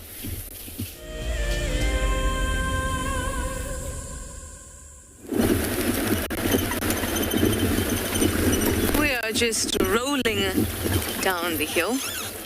I like to do that sometimes because it lets me hear a lot better when there's a nice hill. Just put the car off and roll. So we left Buffelshoek Dam because I wanted to find the rock monitor that was close by, but it appears it is monitoring a different mound than it once was. That is Gert's joke, everyone. But it was a really big, really nice big rock monitor. So I'm going to keep looking around in that area near Buffelshoek Dam for that monitor. We've been seeing water monitors or Nile monitors, so often it'd be nice to see a rock or bush monitor. I think they're quite cute. So now we're thinking, how about Gallego shortcut? See that dung beetle? Almost got me. Gallego shortcut. See if there are some cool little things we can find. I'd like to find some nests.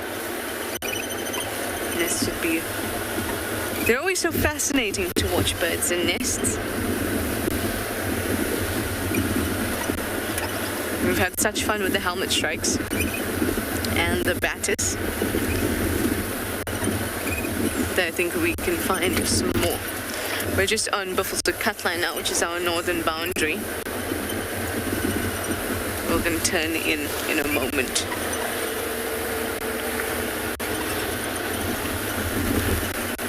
Oh, wonderful! Dan has some jackals. Why don't you go over and see them?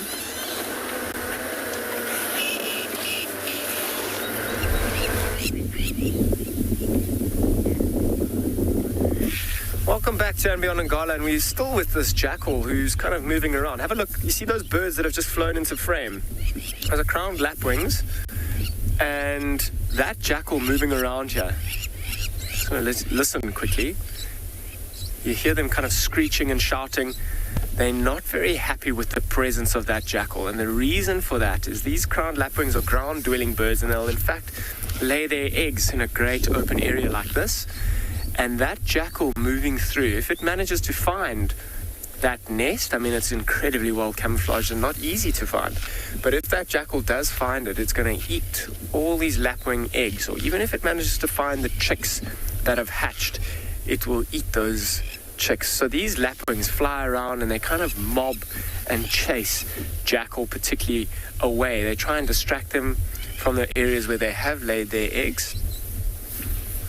I wonder if you can see that jackal sniffing around, smelling, listening as well. Kind of just seeing what's happening around. I wonder if it didn't smell something that quickly, maybe a small rodent that ran into a hole around there. Or picked up on a scent that has interested it. Maybe that's exactly where one of those other jackal were lying as well earlier. Now, just the fact that there were 3 of them around it would suggest that this is a family. So there'll be a male and a female. And there can be up to several pups. I only saw 3 of them in total, so maybe it's one pup that has managed to survive. And it looked like quite a big one as well, managed to grow and survive. I don't know if you can see in that frame, there's a few zebra way in the background there, a wildebeest, that's kind of watching that jackal. That lone wildebeest is a male, so he's definitely not given birth to anything this morning, and it doesn't look like he's got any females around.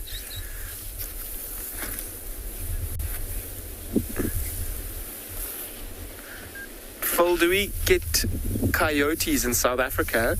I'm afraid we don't get coyotes in South Africa. However, this is probably our closest thing to a coyote as far as I'm aware. I've never seen a coyote before. But I know you do find them in Australia, particularly that side, if I'm not mistaken. But a jackal, I think, might be a little bit smaller than a coyote.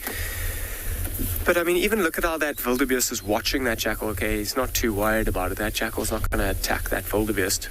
But maybe if a female wildebeest maybe gave birth, that would be an opportunity for that jackal to come in and see if it might be able to take a newborn calf that hasn't found its feet just yet. Or even the placenta would be a good thing for that wildebeest to take, that jackal to take. We're going to move a little bit forward, see if we can't get another look at that jackal. But have a look at these vultures as well on our right-hand side. We've actually got a little bit closer to them. And big, heavy birds, it's quite tricky for them to fly. I'm not intending to chase them away at all. But I'm sure on a warmer day, they might have flown once we got so close. You can hear in the background there, can you hear that high-pitched chirping? That's a brown-headed parrot. It sounds a lot like a parakeet. They're the only parrots that we really get here at Ngala. But these vultures, you see the one on the right kind of putting its head into its feathers, cleaning, rearranging, making sure it's dry enough that if it did need to fly, it would be able to fly quite easily. And the advantage of being in a dead tree like this, you can see the size of those birds, and we're all aware that vultures are some of the bigger birds that we find out here. But being at the top of a dead tree, there's no foliage or leaves or to kind of interfere when that vulture does need to fly. And being so heavy, it needs its wings to flap quite quickly. And even being able to jump from there, they might use a bit of the gravity to drop a little bit before they fly, whereas a tree full of leaves can make that quite tricky. You'll see they might wait. I mean, the clouds in the background are still quite heavy and are threatening to rain at any moment. And they rely solely on sight to hunt these vultures. So what they'll do is they'll kind of fly up into the sky, get up as high as they can. They use thermals, so often on a hot day it's much easier for them to get right up into the sky. And they'll use that really good vantage point from right up in the sky to have a look down, see if they can't find food. They'll also look for other vultures that are going down. Those are also signs that we look for out here.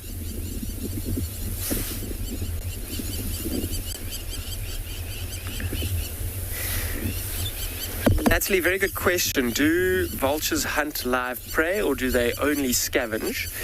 Now, it all depends on which vulture we are talking about. So in this area, we have 5 different vultures, of which this white-backed vulture is one, and probably is the most common one that we see around. These ones are predominantly scavengers. However, a lappet-faced vulture, which is quite significantly bigger than these, are known to hunt. So we've been talking about it quite a lot this morning, about the impala lambs and the wildebeest calves. A lappet-faced vulture might try and take advantage of this time of the year with the little babies to try and hunt. But this white-backed vulture, they're not very good hunters. They prefer to scavenge. A white-headed vulture, which is a beautiful one as well, they may in fact do some hunting as well. And then the hooded vulture, they are almost exclusively scavengers as well. They may even go and move around lion prize, feeding on their scat, which is still full of protein. And then finally the Cape vulture, which we don't see too frequently. They actually have to fly an incredible long way. And I was mentioning how they hunt by eyesight. They've got no sense of smell. So those Cape vultures from about maybe even 60 kilometers away, the northern point of the Drakensberg, they will nest in there. And when they fly up on a hot day, they can see an incredibly long distance. And if they see these white-backed vultures kind of going down with purpose, they may fly all the way from those northern points of the Drakensberg to Ngala over here to try and see if they can find a meal. but that long distance means that we don't see the cave vultures all too often. They're all looking quite busy, hey? Cleaning themselves, rearranging, preening. You can often imagine as well vultures spending a lot of time in dead animals, often rotting carcasses. The smell on those feathers might be quite pungent and not so nice. Well, that one at the top left, trying to keep its balance. I wonder if that branch would break, what would happen? So they're all just rearranging. I wonder if they might not try and find another spot to fly and rest for the rest of the day. But I'm going to send you to Kim from here to her cuddly lionesses, as one would say. And yeah, I hope that works out.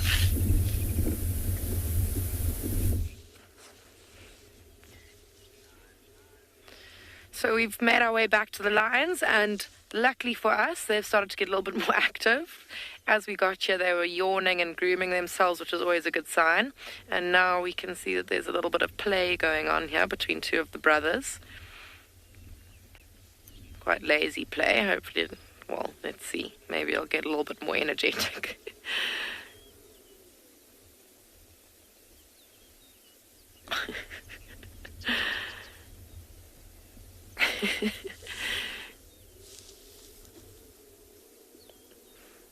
It's so sweet watching them play like this, because if you look at their claws, you can actually see that they keep their sharp claws in retracted, so they don't actually injure each other. They just bat one another with their paws and not with the claws. Obviously, their goal here is not to injure one another. It's just play, which is very important for development for them when they start hunting later on. They'll be probably involved in the hunting at the moment, helping Mum hunt. Look how flexible, scratching himself right between the shoulder blades. Be quite useful if we could do that. His brother's like, let me get that for you.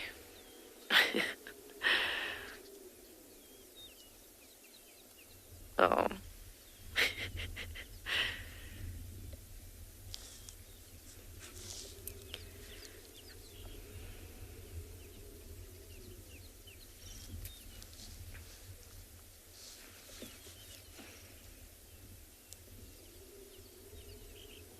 Very slow, lazy play for now. We're still just waking up. Oh. See how they both even, aim to bite and nip each other around the neck. And again, like I was saying, it's very important development skills, because that's eventually how they'll take down and kill and suffocate their prey, by grabbing it by the throat.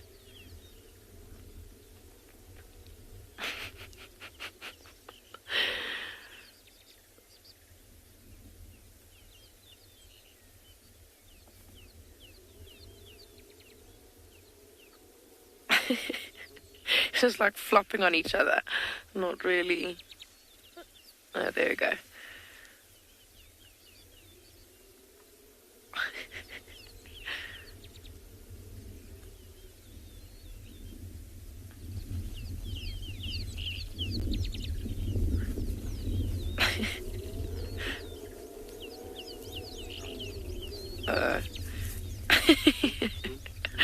That one's face when he went for...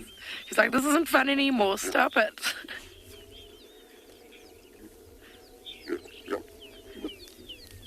Jen saying she wishes she was as flexible as the lions can be.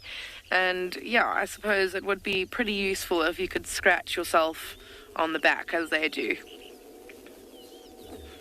It's always quite frustrating when you get that itch in that spot that you just can't reach.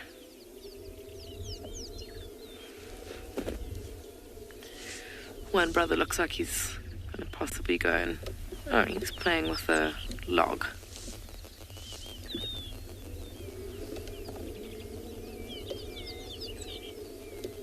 What is he doing? Maybe sharpening his claws? Looking over his brother like, my toy is more fun than your toy.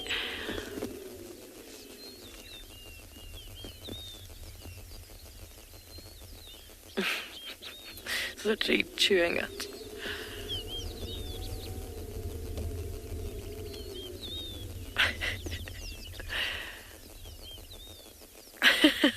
What is he doing? That's so hilarious.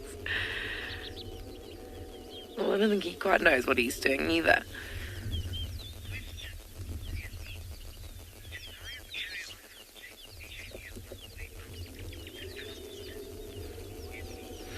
Leslie, they do carry on with the playful behaviour to adulthood. It just becomes a little bit less.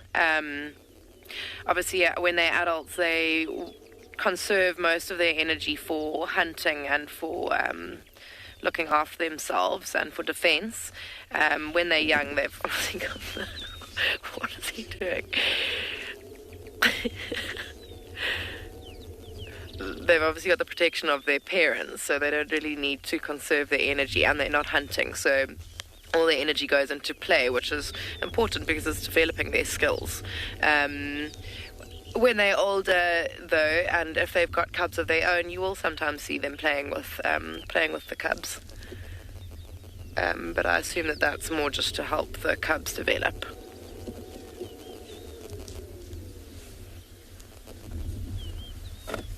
That was very interesting, that little flirtation with the log. He got bored of, or maybe he wanted to play with something that wasn't going to bite him back.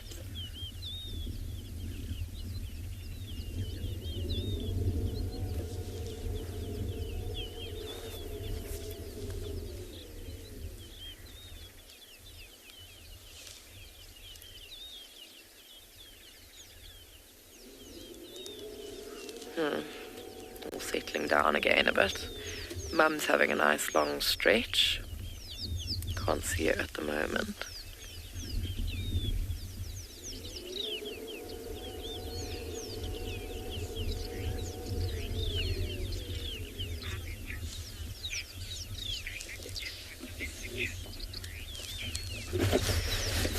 Ellie, you're right. They do act very similar to domestic cats. The way that they play with one another, the way that they stretch, the way that they, what you could see him doing, like kind of clawing at that log, just how domestic cats destroy furniture by clawing it. Yeah, they do. Oh, he's back at the log. But you're right, they're very, very similar to domestic cats. All the same kind of development skills. Obviously cats get fed, so they have a lot more time for playing because they don't have to conserve their energy for hunting. I'm really enjoying watching that lion play with that log. I mean, what the hell is he doing? Wow, you can see, he's changed position now, but when his claws come out, you can actually really see how unbelievably sharp and big those claws are. Also just kind of reminds you that it's pretty important for them to keep those claws away when they're playing with each other, because it can do some serious damage. Well, I mean, even on the back foot there that you can see just under his chin and under the log. He's moved it now. Shame. I mean, and you sometimes come across animals that have narrowly escaped the attack of a lion, and they just have these unbelievably deep gouges or gashes down their rumps, from where lions obviously chased and try to grab hold, and then as the animal runs away, their claws just pull back and leave these enormous gashes along the rumps of these animals. Shame. But I mean, you can just see there when he had his claws out. They're like sharp, sharp little knives. It's not only the teeth that that you need to look out for on these guys.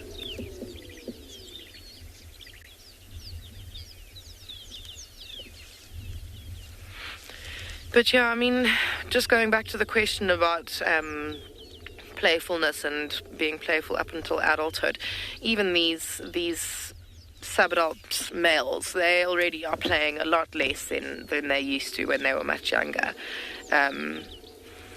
It's always nice watching a pride of lions that have a litter of cubs, because you know that there's always going to be a bit of action.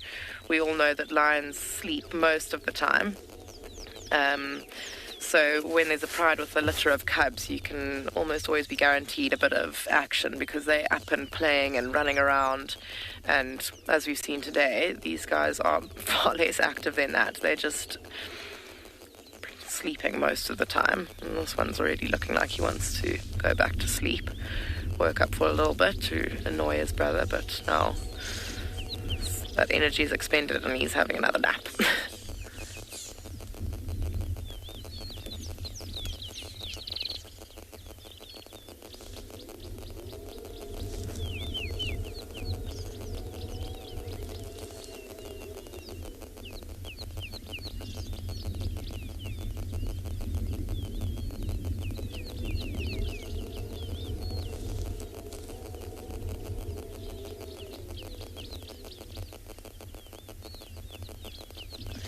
I think that because the mum's kind of up and looking around now.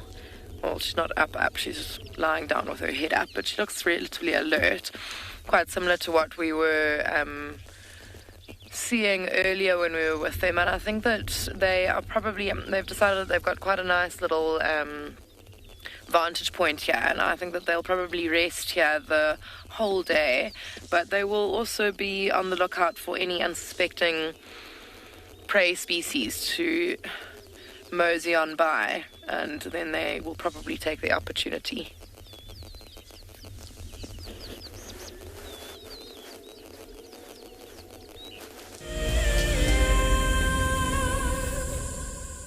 Have you been watching WildEarth and dreamt of being right there on safari with one of the guides? Well, now you can. WildEarth is offering you a chance to buy a ticket to dream. You or a friend can hop on board a live WildEarth show and join our guide on safari.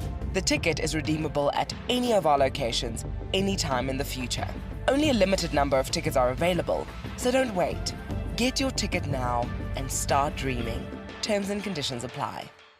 My name is Lauren, and I'm currently working in Djuma Private Game Reserve here in South Africa. I love answering your questions during the live safaris. It's my favorite part.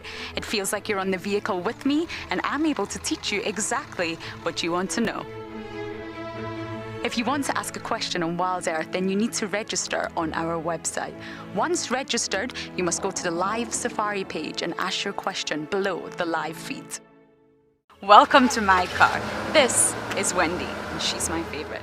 She would love to have your name attached to her, so you can be with her every single time she goes on a safari here in Djuma. If you become a WildEarth explorer, you will have the opportunity to buy an engraved tag, which we will attach to her. We will make sure to send you a digital picture to show you exactly where you are sitting on her. You will have front row seat in every single sighting.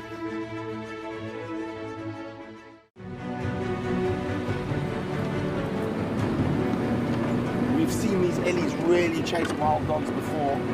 Let's get into spot. There we go, here it comes. Look at that, isn't that amazing?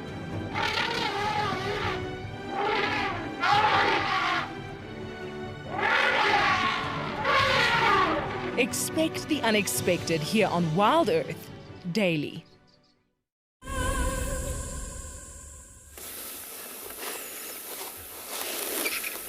We have some very peaceful impalas. In fact, they were so peaceful that one was even had its head flat on the ground, sleeping. It was so cute. Very, very cute. But you can see they're all lying down. And when they lie down like this usually means they're very, very comfortable, because it's a vulnerable position to be in. I think they're settling in for a day of Netflix and snacks.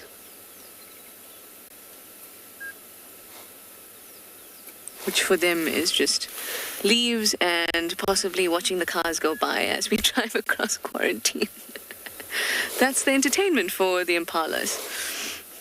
imagine what they do for fun. Probably jump around. Everyone's very, very relaxed. They look very, very comfy. And they're setting me in the mood of Netflix and some snacks too.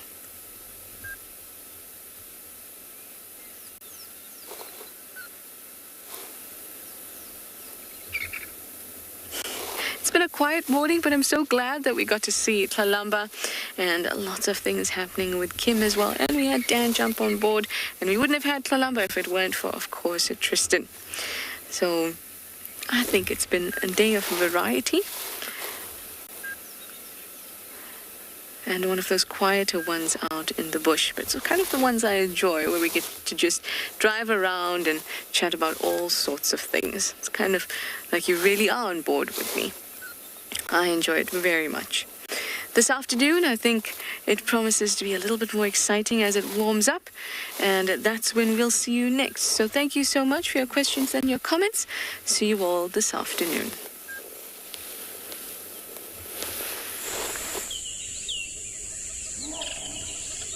Everybody, we're here on quarantine with lots and lots of antelope about. Isn't that beautiful? You'll be able to see that it's very, well, you won't be able to see, but I'm telling you, it's very humid, it's very hot. You'll be able to see the wind blowing, all these antelope sticking around in quarantine. And that's because there's a storm brewing on Djuma Game Reserve in the Sabi Sands. So hop on board, everyone, for your live safari through the African bush.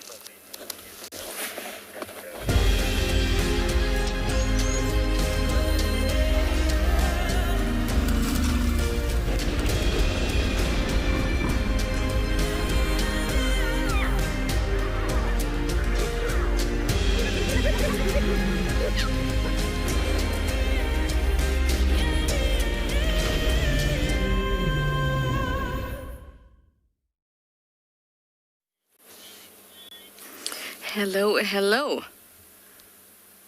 It is humid indeed. There are so many big storm clouds all over the place. It's quite exciting, actually.